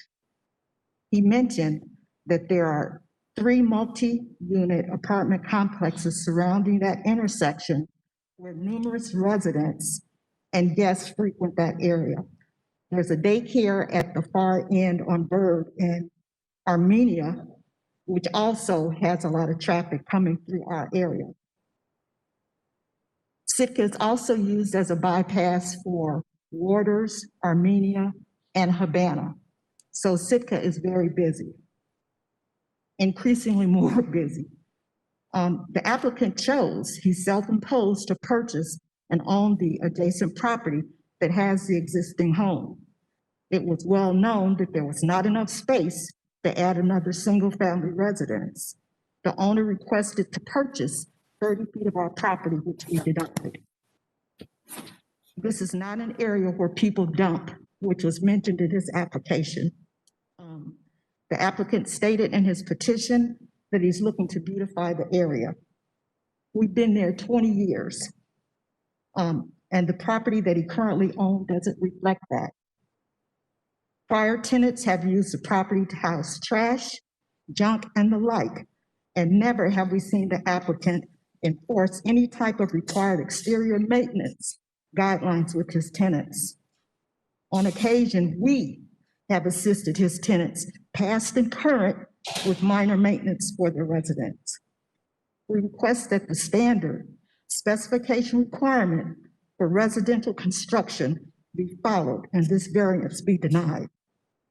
I have a couple of photos on my phone of the area to actually show you the space that they're trying to squeeze this house into. Did you say they're on your phone? On my phone. We can't accept pictures from the phone because you can't submit them into the record. Can I email it or is it too late? It's too late for that, but you can describe anything you'd like. Well, I mean, there's just clearly not enough space between the two homes. So you own the property to the west. To the west. And so you heard my question to the applicant, which is, how do you maintain the side of the home without affecting the neighboring property? And it wouldn't be your wish for him to be on your property to maintain that house. Is that right? And his lot has lots of trees, well, palm trees. And like I said, they're not maintained. The residents in his home come to our home for assistance, which we provide, and have even had our guy go over and help clean that lot. You know, so to me, it would be unfair to allow a variance to squeeze a home in a space where there's clearly not enough space to do so. Okay. Thank you. Good morning. Good morning. My name is Kendra Baker. My address is 2714 West Sitka Street, Tampa, Florida 33614. Just to add what to my mother saying and to help give you a better visual, there's an easement in the rear of our properties that runs down Sitka Street. The applicant does own the lot on the corner, excuse me. And from time to time, Tico needs to access the easement. Behind our parcel, my father maintains the easement just because it makes it's more visually appealing to upkeep it. But in addition, it makes it easier for Tico to access the power lines that run behind our home. The applicant also has an easement behind his home, and it continually is, to put frankly, not cared for in any type of care or concern. It's understandable as his tenants, again, are renters and they do not own the home, but him as the homeowner, you know, in the last time, like 20 years that we've been there, and he's owned the home over, I'd say, the last 10 plus years, he does not maintain it, unfortunately. So when we saw the variance request on the lot, it was very difficult or hard to believe that they would want to put another parcel on our street to maintain and take care of, and I assume either put renters in or sell to, when it's hard to fathom or just understand that they don't take care of the lot that they currently own. And that was what I would like to make light is, he specifically put that he would like to beautify the neighborhood. Well, we're just kindly asking that you maintain the house that you currently own in our neighborhood. And just to add lastly, he said that the lot will not encroach on our property. Any potential plans that we would have in the near future on our own lot may potentially be affected by his approved variance request. I can't speak to what we plan to do, but there is potential for plans. So I would just like to highlight that as well. Thank you. Thank you for your testimony. If you could please both sign in, that would be great. Anyone else that would like to speak in opposition? Seeing no one, we'll go back to county staff. Mr. DeFrank, do you have any additional comments? No additional comments. Thank you. Sir, you have 5 minutes for rebuttal. Mr. Esteban? Yes, hi. So what the lady just mentioned, I think is all hearsay. There's nothing to show what she's talking about. If they don't like the variance, but they're just doing a lot of hearsay about my property and all that stuff. But also they're talking about the easement. I don't own the easement. The easement owned by TICO. So I cannot go, and if they choose to do TICO's job, that's their choice. But the easement that they're talking about is owned by TICO. It's for the high tension power lines. We don't own it. As far as anything else, like I said, I would not be encroaching on anybody else. And if, it's up to you guys to decide which to approve as far as setback reduction. I mean, you could do less reduction on this side, more on the other side. But at the end of the day, whether I get the variance or not, I'm able to put a house there. It's a non-conforming buildable lot. So whether I get it or not, I'm still going to put a house there. I'm just wanting to put a nicer house. There will be the best house on the street. As she mentioned earlier, that's not really a busy street. It's almost like cut off street because it's ends into Havana on one side, and the other side, I don't see a lot of traffic there. I mean, I'm not saying there's some cars, but it's not a lot of traffic by any means. As far as, when you put a new house, it's going to always look better than just open land. You have the survey there. There's no trees in there except few palm trees in the front. So there's nothing like we have to cut trees or anything like that. You have a topo survey. It shows that there's no oak trees or anything. The only thing that would need is some palm trees. I can read here, 6-inch, 10-inch, and 10-inch palm trees. That's in the front of the property. But other than that, there is nothing that we need to be cut down as far as greenery, I should say. Thank you for that. I appreciate it. With that, we'll close variance 21-0043 and go to the next case. Next case is item G6, variance application 21-0084. The applicant is Pamela Gibson. They're requesting variances to minimum lot size by utilities, minimum lot width, and lot development standards. Staff findings will be presented by Tanya Chapella.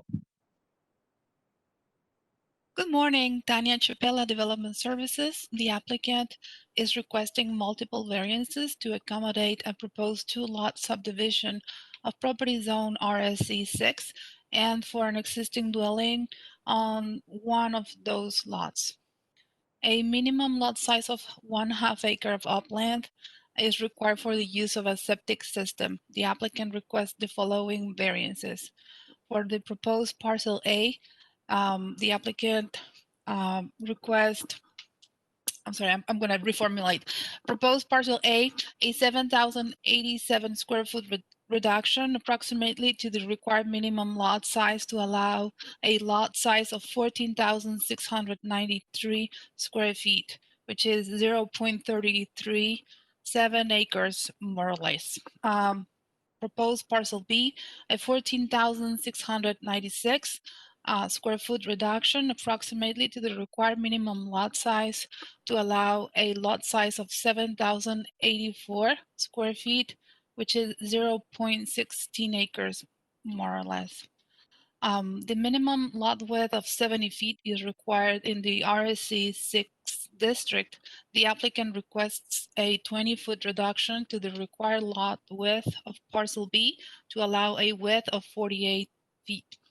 The required minimum side yard setback for property zone RSC 6 is 7.5 feet. The applicant requests a 5.3-foot reduction to the required side yard setback for the house on parcel B to allow a setback of 2.2 feet from the west property line. This With this, I complete my presentation. I'd be glad to answer any questions. Have any at this time, but thank you. Is the applicant here? Good morning.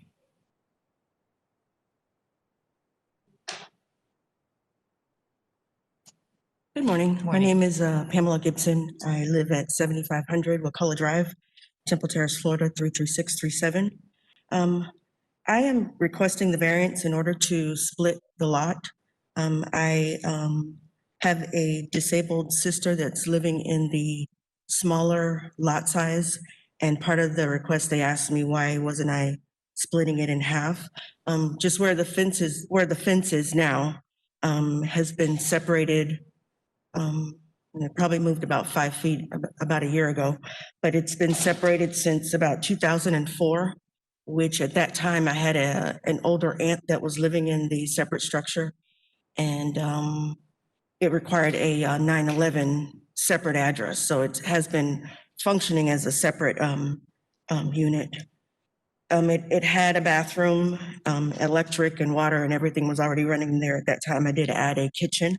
So it does have a kitchen and a bathroom.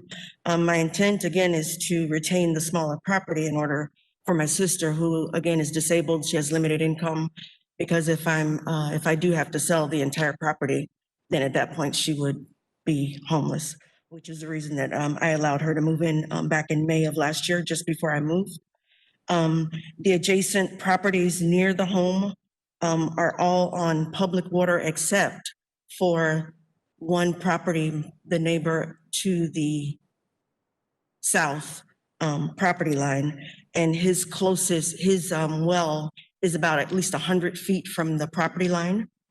There are other homes across the street to the east of 53rd Street, because the house is on 53rd and Cumberland, that are on smaller lot size than half acres. They also asked me to get a quote for sewer as well as septic. My plumber came back and said there is no access to sewer. They didn't even give a quote for it. They just said the property does not have access because it's so far down south on Sly Avenue. And again, I feel like the variance would not diminish the property values in the area, as there's been no outside structural changes to either of the buildings. Again, there's a fence there. There's already a mailbox with a separate address for that property on the back. So there's going to be no visual or structural changes to the outside. And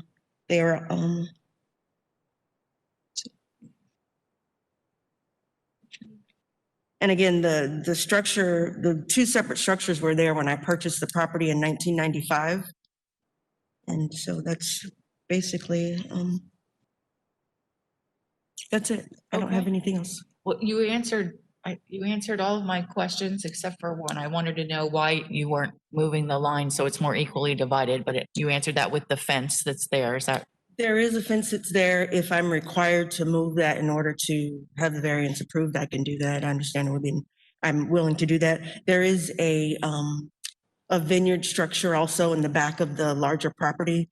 If I did move the fence more, which is, I kind of have it almost up to that point, there's a little bit of space, I would have to destroy that structure. That the vineyard and the vines and everything with the columns have been there since I purchased it in 1995. There were more citrus trees in the back, which have since died since then. But again, the vineyard structure is still there. So if I did move the fence line, I would have to destroy that part of the property. I see. And you said that that second dwelling unit was there when you bought the property. Correct. And then lastly, do you plan to build anything new, or is this just to recognize what's already there? Just to recognize what's already there. All right. That was the extent of my questions. Thank you so much. Thank you so much. If you could please sign in with the clerk's office. All right, is there anyone that would like to speak in support? Anyone in favor of the application? Seeing no one, anyone in opposition to the request? No one. All right, county staff, anything further, Ms. Chappella? With that, we'll close variance 21-0084 and go to the next case. Our next case is item G7, variance application 21-0120. The applicant is Alicia Rodriguez Moreno, and it's a request for a variance to distance separation for a community residential home type A and a variance to lot development standards. Staff findings will be presented by Steve Beachy.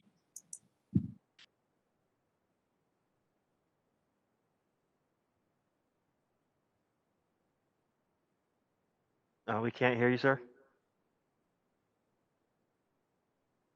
With Stephen, yes. can you start over?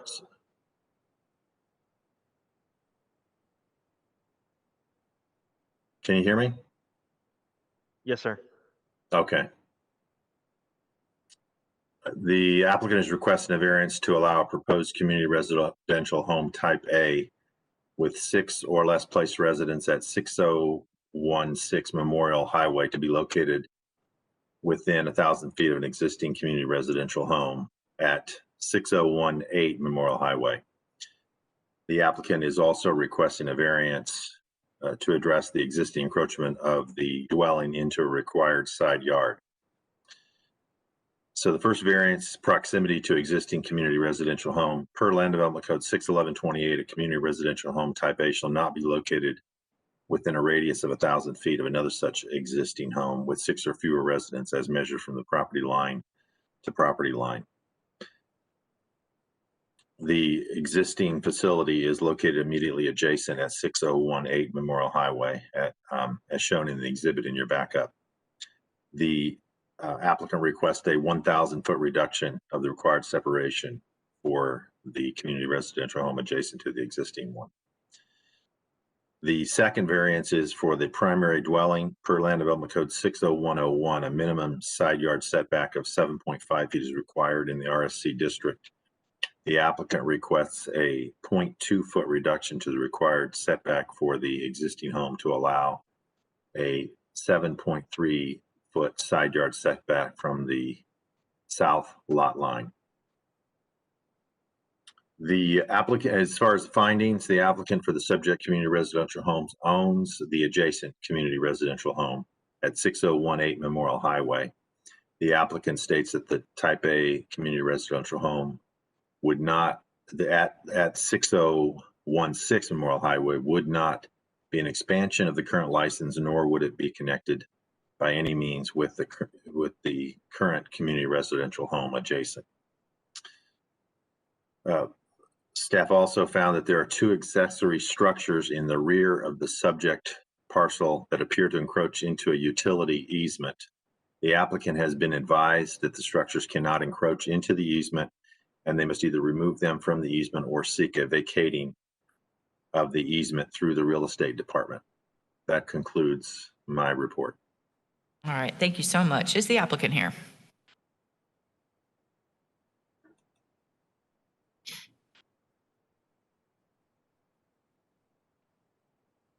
Good morning.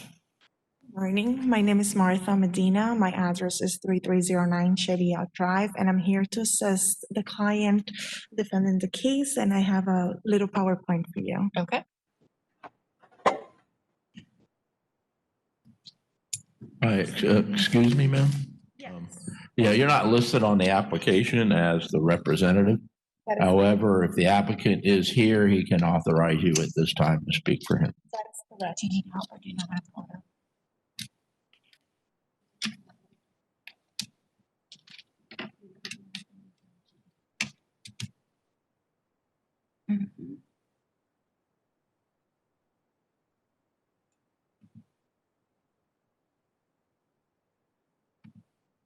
Is it this? And you know how to do it from here? Okay. Hi, good morning. Morning. My name is my name is Eliezer Rodriguez. I'm hearing for speaking for me for Marta a little bit English. I'm sorry. No problem. You have the permission for Marta speaking for me. Okay. Thank you. You can proceed. Thank you. Okay, so the applicant owns a property on 6016 Memorial Highway, and he also owns a property adjacent 6018 Memorial Highway, okay? So the basis of our petition, we're actually requesting a waiver for distance separation of a community residential home. Our proposed CRH will not overpopulate the neighborhood, since the only one there is what he currently owns. He has been there for 3 years. The proposed CRH will not cause any damage or inconvenience to existing surrounding properties or neighbors. Okay, basically the petition is to reduce from 1,000 feet to 0, okay? Like I said before, the client currently owns the existing CRH next door. We are trying to file for separate for CRH, a different license, tax ID. We will not connect the properties in any means. That way we are in compliance with the code, okay? We were advised before by the county that we couldn't connect it, and we're not planning to. We understand that the Land Development Code approves the cases in a single case basis. Our CRH, the one that we currently have, provides an excellent service to the elder in a home-like environment at an affordable price in a well-kept and maintained residential area. We have taken a couple things in consideration in order to make this presentation to show that we will not cause any harm to the community. Some of them are the electrical aspect. Our community residential home is currently providing services to 6 residents, which do not cause any harm to the community electrical service. The proposed one will also serve 6 people. In fact, we are required to install a generator in case we lose power for 5 consecutive days. Water-wise, as owners, we had never encountered any problems with sewer or water, and we are also contracted with a third party in case we need additional water for the residents. We are thinking and taking this aspect in consideration based on what the neighbors might consider this might be an inconvenience. When we call the first responders, they always come with no siren, so we will not cause any noise to the neighbors or problems as far as traffic, because there's always room for cars to drive by. In fact, this community has 4 main entrances and exits. A neighbor can use other paths in case they're needed. I have a little map to show you in the following slide. Parking and transportation, the proposed CRH has a private driveway for staff and visitors. It will not cause any inconvenience to neighbors, nor restrain any current privileges that they have. And this is more or less how it looks.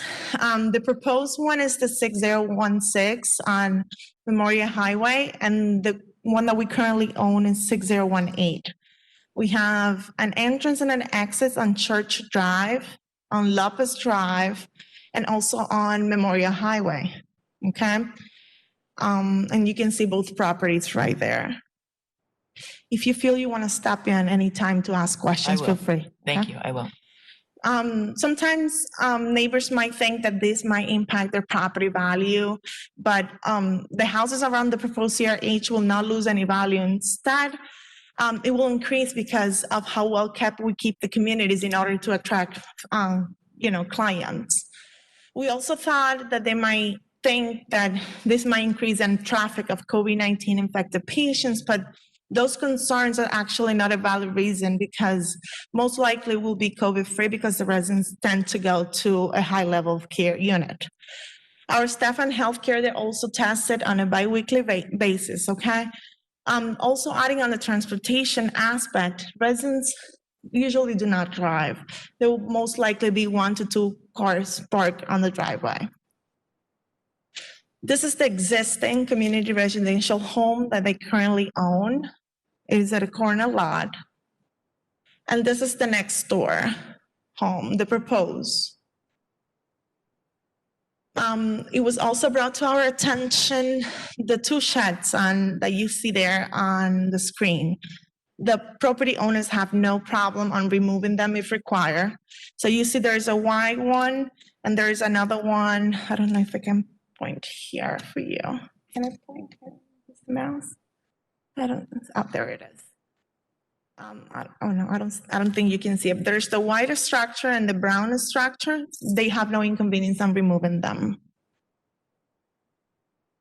Okay, just to wrap it up, our future type A holds a waiting list from the nearby neighbors. Selling this property to buy a new one located more than 1,000 feet away from the existing community residential home will create an undue hardship. Owners currently have a participation in a radio station, Genesis Radio 680, and due to this, they have a high demand of clients in the area they currently serve. Our hope is to continue to provide services for the elderly in a safe community residential home. Lastly, the proposal does not impose any hardship to the neighbors, nor will it serve to create a situation where any neighbor's quality of life, property of value, or peaceful coexistence will be negatively affected. Quite the contrary, the proposed request will allow us to become better citizens and service providers of the community so we want to serve.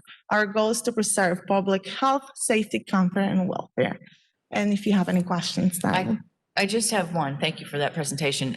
If they were aware, because they are in this business, if they were aware of the 1,000-foot distance requirement before they bought the home next door.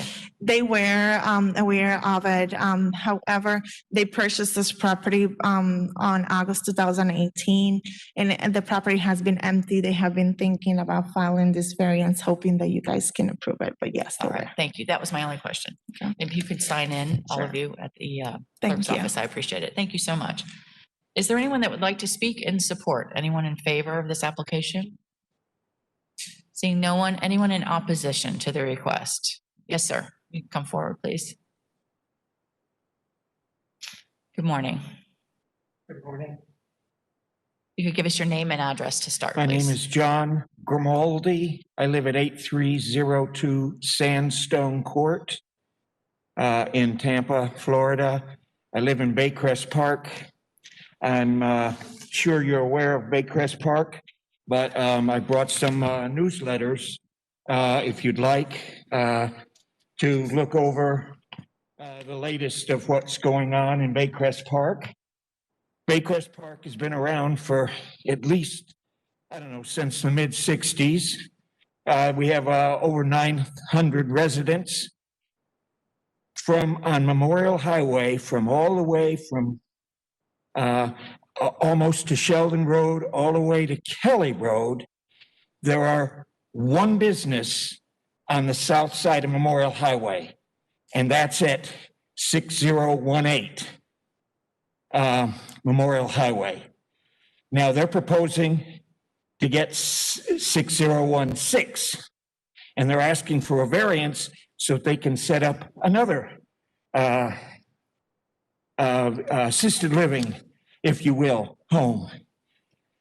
I'm totally against it because there are like at least 20 businesses on the other side of Memorial Highway.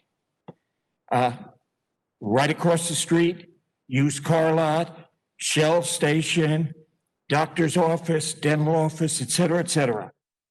So I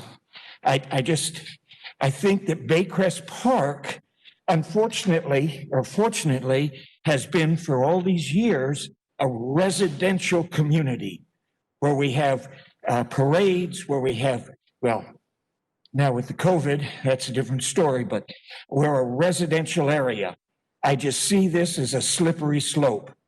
He said that he bought the property in 2018, but it's been vacant. That is a bald-faced lie, because there's been parties going on.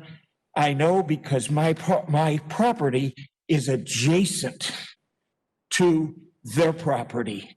So I hear the parties at 3 a.m. Whatever. So I know it hasn't been vacant except up until about 3 months ago. And then the people moved out, trashed the place, et cetera. So we've had problems with that for years and years, but that's another story. On a personal note, I've been living there since 1977. So I'm going on 44 years I've been there. In all these years, my wife is schizophrenic. The neighbors on my block are familiar with her goings on. And so they call me, we take care of the situation, okay? She can go through the gates to 2014,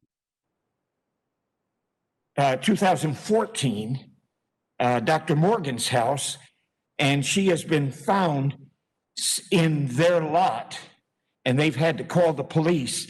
This was probably a year and a half ago.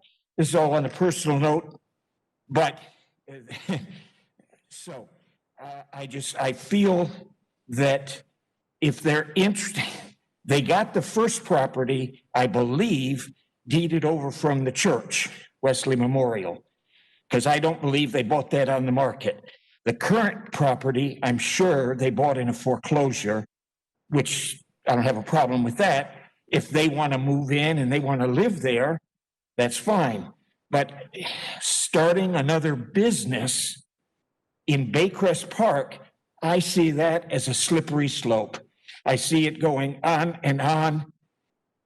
We've had this place going on now for what, 45, 55 years, our Baycrest Park. I just don't see us turning the south side or the southwest side of Memorial Highway into businesses. All right. And with that, I rest my case. Thank you. I appreciate it. If you could sign in with the clerk's office and you could submit your documents if you'd like into the record with them. Thank you. Anyone else that would like to speak in opposition? All right, seeing no one. County staff, I just have a quick question for the record. Either Mr. Beachy or Mr. Hisney, and that is to state what that intent is for the land development code requirement for the separation, the 1,000-foot separation between community residential homes. It has to discourage a concentration of these homes in a residential area. All right, thank you so much. All right, ma'am, you have 5 minutes for rebuttal. Again, my name is Martha, and I'm here to speak on their behalf. I'm sorry that he's having issues with the businesses around the neighborhood, but we have no control over that. Sadly, there are many businesses, but there is also a church that has been very happy with our service in the community. We have been there, again, 3 years, never had any problems. We only had one problem with the sign that was asked to be removed, and we did remove it. Everything that has been asked from our side has been done. And again, I am sorry for if, his experiences hasn't been pleasing, but it hasn't been because of us. And we had no control over that. We also have to add that we provide such a good care. We never had any complaints or any problems with the state. We have passed our inspections without any deficiencies. So there must be something good we have been doing in the community. And that's our ultimate goal, okay? And it will not change the look of the home, We never had any problems before. All right, thank you for your testimony. I appreciate it. With that, we'll close variance 21-0120 and go to the next case. Our next case is item G8, variance application 21-0138. The applicant is George Reynolds. The request is a variance to accessory structure requirement. Staff findings will be presented by Chris Grangelard. Good morning, Chris Grangelard, Development Services. I'm here to present application VAR 21-0138. The applicant is requesting a setback variance to accommodate an existing detached carport in front of a single-family home on a property zone RSC6. The variance per LDC section 6.11.04.c.1, accessory structures shall be permitted in front yards at twice the depth of the required front yard, or 50 feet, whichever is less. Per LDC section 6.01.01, a minimum front yard setback of 25 feet is required in the RSC 6 district. Therefore, the required front setback for the subject carport is 50 feet. The applicant requests a 45.6-foot reduction to the required front setback to allow a setback of 4.4 feet from the east property line along Orange Street. Findings.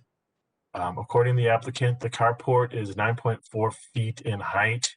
The applicant has been issued a notice of violation for the carport, CE 20014658. Additionally, the applicant will be required to obtain a building permits for the carport if the subject variance is approved.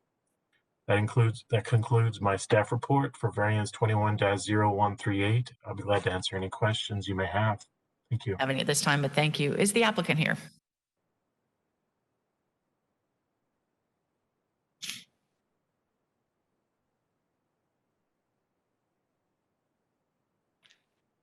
Good afternoon. How y'all doing? Good, thank you. I'm George Reynolds, 4022 Orange Street, 33584, Sefner, Florida. All right, you just tell us a little bit about your request. Here's what happened. I purchased a home probably about 2.5 years ago. First time home buyer, yes.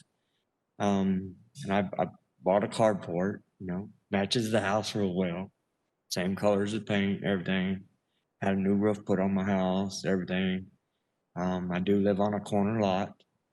By rights, everybody that I talked to per se said that a carport, I didn't have to have a building permit.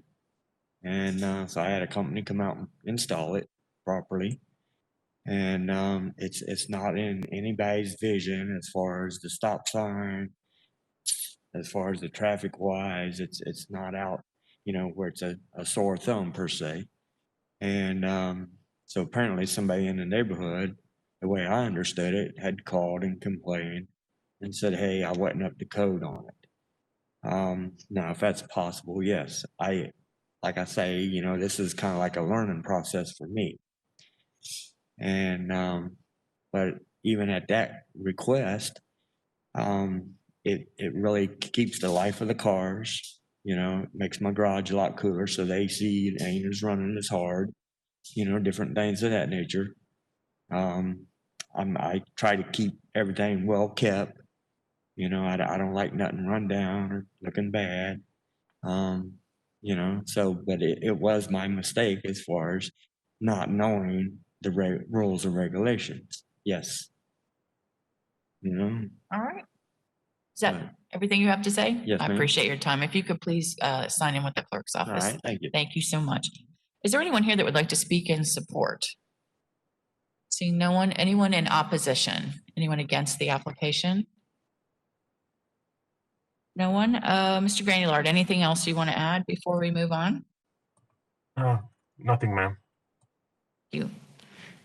Then with that, we'll close variance 21-0138. I think given the time, I've got 12:07. I think it'd be appropriate to take a 5-minute break at this point. So if you could be back, let's just say at 12:15, we'll call it that by the clock on the wall. Thank you. We'll be back in 5 minutes.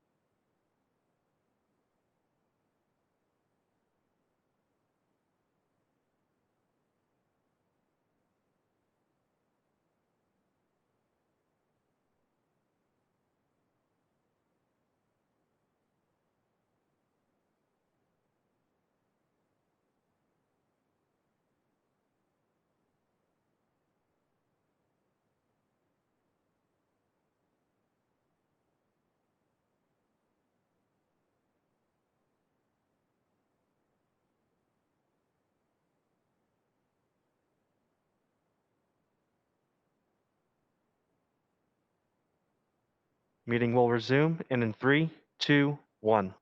All right, good afternoon. We're going to resume the land use hearing officer hearing from our break. And Mr. Hisney, if you could call the next case, please. The next case is item G9, variance application 21-0142. The applicant is Michael and Courtney Budin.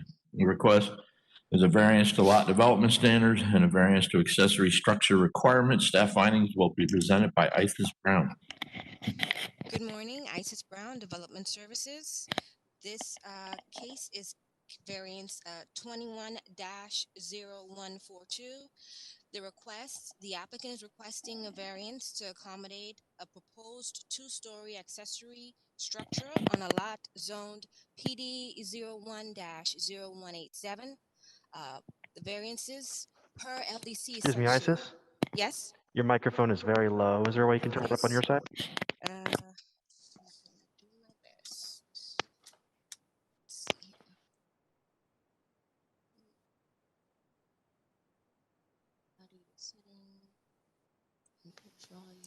Is this any better? Yes, thank you. Okay. All right. Restarting variance 21-0142. The applicant's requesting a variance to accommodate a proposed two-story accessory structure on a lot zoned PD 01-0187. First variance per LDC section 6.11.04B, accessory structures greater than 15 feet in height are subject to principal building setbacks. According to the plan submitted by the applicant, the proposed accessory structure will be 21 feet, 8.5 inches in height at the peak of the roof. Per condition 2 of PD 01-0187, the property is subject to RSC2 district development requirements. Per LDC section 6.0102, a minimum yard setback of 10 feet is required in the RSC2 district. The applicant requests an 8-foot reduction to the required yard setback to allow a 2-foot as measured to the wall of the structure from the south property line. Also, per LDC section 6.1102 C2, accessory structures may occupy the side yards, provided that such structures are more distant from the street than any part of the principal building on the same lot, and any abutting set required side yard, provided the accessory structure is no closer than 3 feet from any side lot line, including architectural features such as the cornices, eaves, and gutters. The proposed accessory structure will be closer to the street than a portion of the house on the same lot, and a portion of the home on the accessory lot to the south. The applicant requests a variance to allow the accessory structure in the side yard with a setback of 6 inches as measured to the roof overhang on the south side of the property line. The applicant in our findings, too far. The bonus room on the second floor of the proposed accessory does not meet accessory dwelling requirements. Therefore, the applicant has been advised that the bonus room cannot be used for independent living quarters or for sleeping purposes at any time, including guest visits. I am available for any questions. Have any at this time, but thank you so much. Is the applicant here?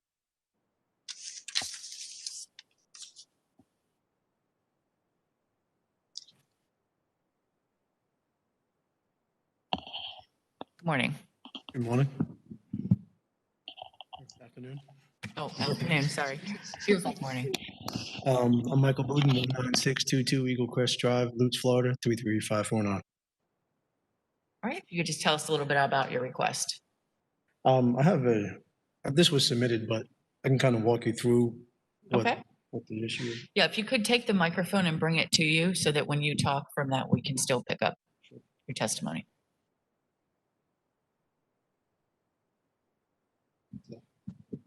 Oh, sorry. Okay, so this right here is our existing driveway. And you could see where it's kind of a long single car entry, and then it opens up at the top. Right here is the existing garages. There are two separate garage doors. So when you get to the top, you have an abrupt 90-degree to get into those garages. So, you know, both my wife and I have struggled with this, you know, since we've lived here, but more importantly now with the children, they're always, you know, as soon as we pull up the driveway, they come running out and trying to see, you know, there's no sight lines when you're in the truck and you're looking down. So it's been a few close calls with them. That's our primary reason for doing this is, you know, the children's safety. Secondary is, you know, we've destroyed toys, strollers, all kinds of stuff in the driveway. We bought probably 4 or 5 strollers. We only have 2 kids, so you can do the math there. That's, I mean, that's the long and short of it. You know, I can think of any other reason we're keeping it. It'll look a lot like the front of the house as far as the facade and the stone and kind of, this isn't a final version, but just kind of preliminary architectural. Will you keep the existing garage? Yes. Okay. Yes. So this adds a second car. The other is just a 1-car garage? Well, no, it's a 3-car, but we have some cabinetry and stuff in there, so it's kind of acting as a 2.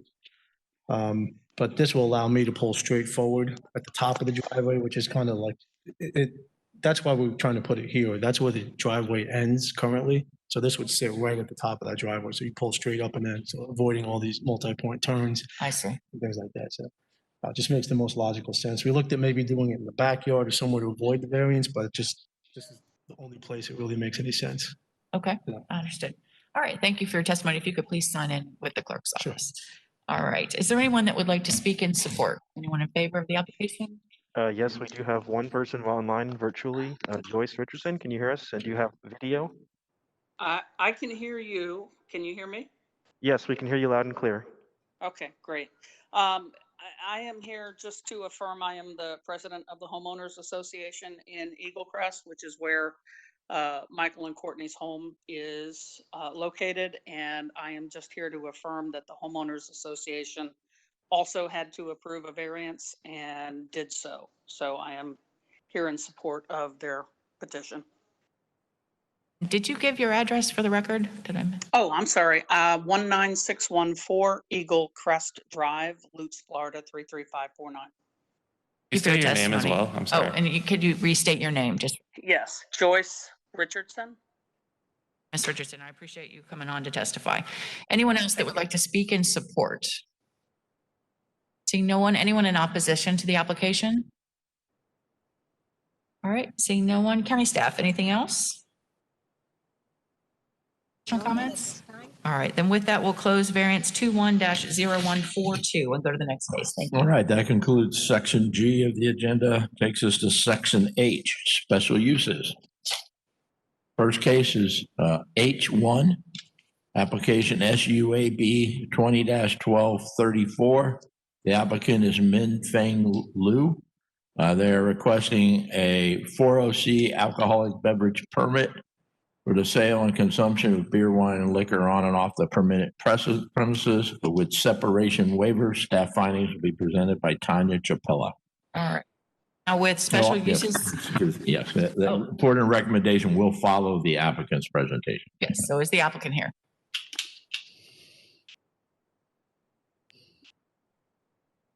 Good afternoon. Hi. My name is Min Feng Liu. Bring that microphone to you just a little bit. There you go. Perfect. My name is Min Feng Liu. My English name is so that's my friend Kimmy. She can speak for me. All right. Thank you. You could give us your name and address as well. My name? Yes, an address. Please. My name is Kimmy Liu. My address is 4586 Tivoli Drive, Wesley Chapel, Florida 33543. Thank you so much. Go ahead.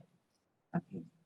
So Min Feng Liu is requesting a special use 4-cup beer, wine, and liquor for sale and consumption for the restaurant named Mr. and Mrs. Crab at Belmarbury location, as is shown there.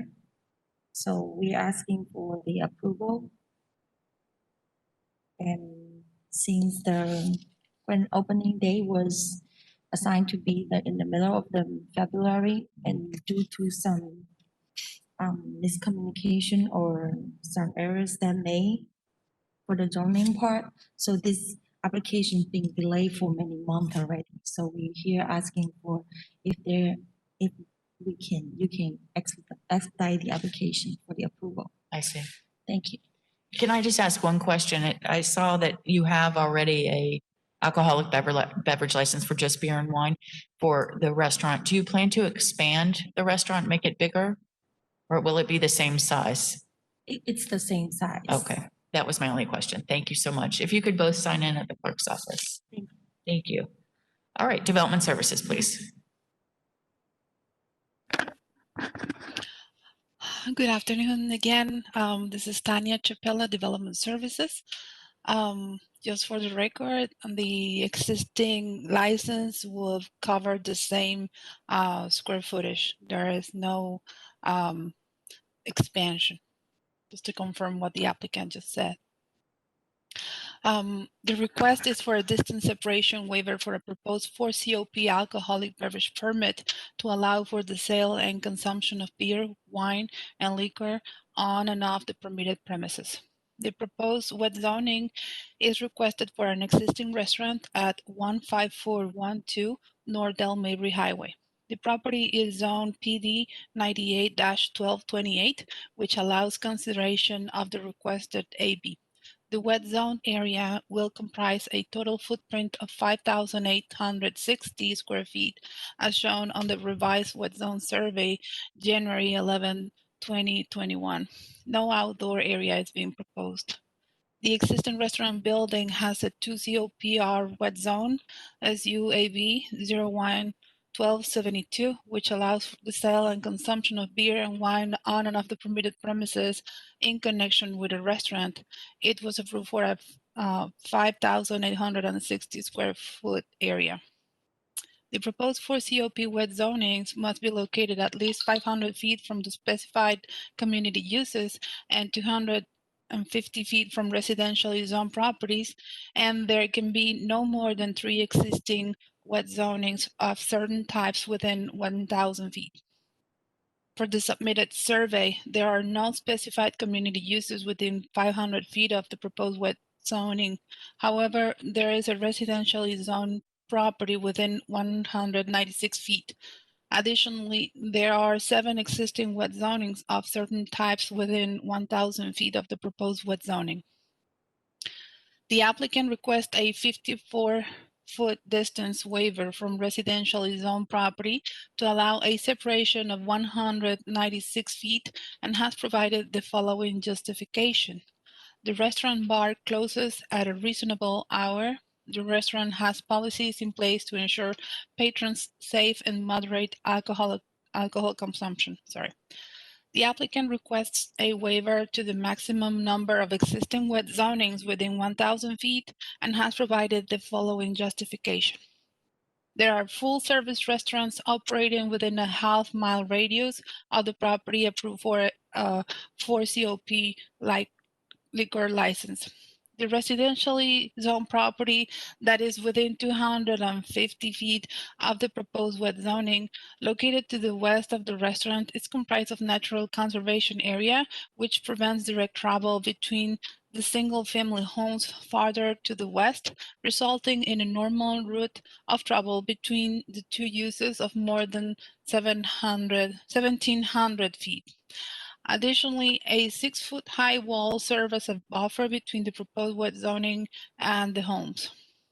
The other existing wet zoning of certain types within 1,000 feet are located in shopping centers, which have no functional relationship with the subject restaurant, and in most cases are separated from the restaurant by roadways, including Del Mabry Highway, thereby mitigating the cumulative impact of the existing and proposed wet zonings. In view of the site's existing 2 COPR wet zoning, the proposed 4 COP wet zoning represent a marginal increase in the intensity of the use. Based upon those considerations, staff finds the proposed wet zoning approvable subject to the following recommended condition. Upon approval of SUAB 20-1234, the existing 2 COPR wet zoning of the subject premises, special use AB 01-1272 shall be rescinded. This concludes my presentation. I'll be glad to answer any questions. No questions at this time. Thank you. Is there anyone here that would like to speak in support? Anyone in favor? Seeing no one, anyone in opposition to the request? No one. Ms. Chappella or Mr. Hisnay, anything further? No, ma'am. All right, thank you. Then unless the applicant has anything else? Nothing else? All right, then we'll close special use AB 20-1234 and go to the next case. All right, next application is item H2, special SUAB 21-0013. The applicant is Waverly Realty LLC. The request is for a special use 2 COPR alcoholic beverage permit, which requires separation waivers. I'd also like to note that this case and then the 2 following cases are related in that they're all located at the same shopping center. Understood. Good afternoon. Good afternoon. My name is Bryce Pinson with Half Associates, 1000 North Ashley Drive, Suite 900, Tampa, Florida, 33602. I'm here representing the applicant. The subject site is located within Parcel A of PD 981539, which is recently redeveloped with a Sprouts Farmers Market grocery store. In 2019, the subject site was approved for a 2 APS over the entire area for beer and wine to be sold in sealed containers, only for consumption off the licensed premises. The goal is to redevelop the remainder of the site and revitalize the area. Redevelopment of the site includes the addition of new structures for restaurant and retail uses. As part of this effort, the property owner has applied for a 2 COPR permit for 3 separate buildings on the site, which he mentioned.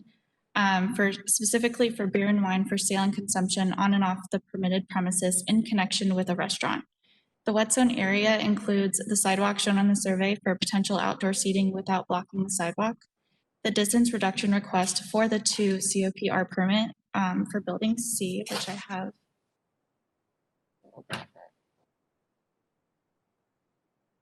Building C is right here. Is for a 70.6 foot distance separation from certain community uses, Bay Hope Church, which is currently approved at a 0 foot distance separation under the existing 2 APS permit. Staff found that we were in compliance. Excuse me, ma'am. Oh, sorry.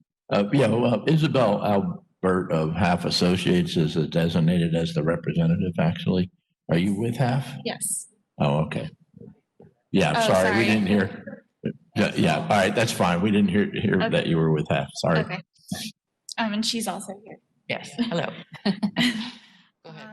Staff found that we are in compliance with LDC section 6.11.11.E.3, which provides for approval of separation waivers where there are special or unique circumstances where the alcoholic beverage use applied for does not have significant impacts on surrounding land uses and certain circumstances negate the necessity for the specified distance requirements. And that's all I have unless you have questions. Just a quick question to ask if you communicated with the church. We have for the we did send the notice letter and we didn't receive any feedback. For the previous application, we did communicate with them and they had no pushback. They were fine with it. We have buffering and screening. So, which is also in here.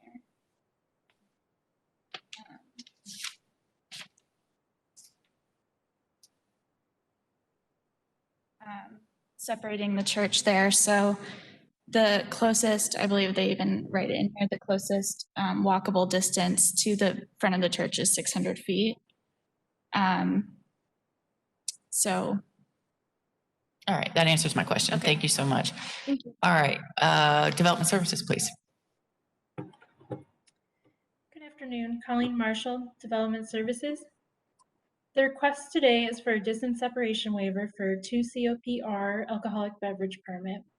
Proposed wet zone area will consist of 6,415 square feet for a proposed restaurant.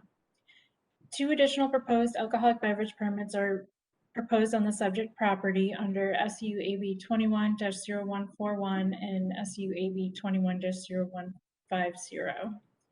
The applicant's requesting a waiver to the 500-foot distance separation requirement to Bay Hope Church. Proposed wet zoning is located 70.6 feet from the church property line. Therefore, the applicant requests a 429.4 distance separation waiver. The applicant has provided justification for the waiver as outlined in my staff report. Staff finds the request approvable subject to the condition outlined in the staff report to rescind the portion of the existing 2 APS alcoholic beverage permit on the parcel SUAB 19-0677 that is within the footprint of the proposed wet zoning. Be happy to answer any questions. Any at this time, but thank you so much. Is there anyone here that would like to testify in support? Anyone in favor? All right, anyone in opposition? No one. All right, county staff, anything else? No, ma'am. All right, ma'am, anything you'd like to add before we close? All right, then we'll close special use AB 21-0013 and go to the next case. Next case is item H3, SUAB 21-0141. The applicant is Waverly Realty LLC. The request is for a special use 2 COPR alcoholic beverage permit, which requires separation waivers. Staff report and recommendation will be presented by Colleen Marshall following the applicant's presentation. All right, and if I could just ask in the back of the room, if we could, excuse me, Miss Madrano, Maricela, if we could just keep it down back there, we're trying to finish up here. Thank you so much. Go ahead, ma'am, as the applicant. Hello, Bryce Pinson with Half Associates, 1000 North Ashley Drive, Suite 900, Tampa, Florida 33602, representing the applicant. So this is located within the same parcel as the previous application, which is currently approved for the 2 APS over the entire area. The property owner has applied for the 2 COPR permit for this building as well, in connection with the restaurant. The wet zone area includes a sidewalk shown on the survey for potential outdoor seating without blocking the sidewalk. The distance reduction request for this 2 COPR permit is for a 35.3 foot distance separation from certain community uses, which is currently approved at the 0 foot distance separation under the existing 2 APS permit. Again, staff found we were in compliance with the LDC, which provides for approval of our distance separation waiver request. And just as a reminder, I have the graphic here, which building B is this one. And that's it. All right, thank you so much. Development Services, please. Colleen Marshall, Development Services. So the applicant stated the request is for a distance separation waiver for 2 COPR alcoholic beverage permit. Proposed wet zone area will consist of 4,800 square feet for proposed restaurant. The applicant's requesting a waiver to the 500-foot distance separation requirement to Bay Hope Church. The proposed wet zoning is located 35.3 feet from the church property line. Therefore, the applicant requests a 464.7 foot distance separation waiver. The applicant has provided justification for the waiver as outlined in my staff report. Staff finds the request approvable subject to the condition outlined in the staff report to rescind the portion of the existing 2 APS alcoholic beverage permit on the parcel SUAB 19-0677 that is within the footprint of the proposed wet zone area. Be happy to answer any questions.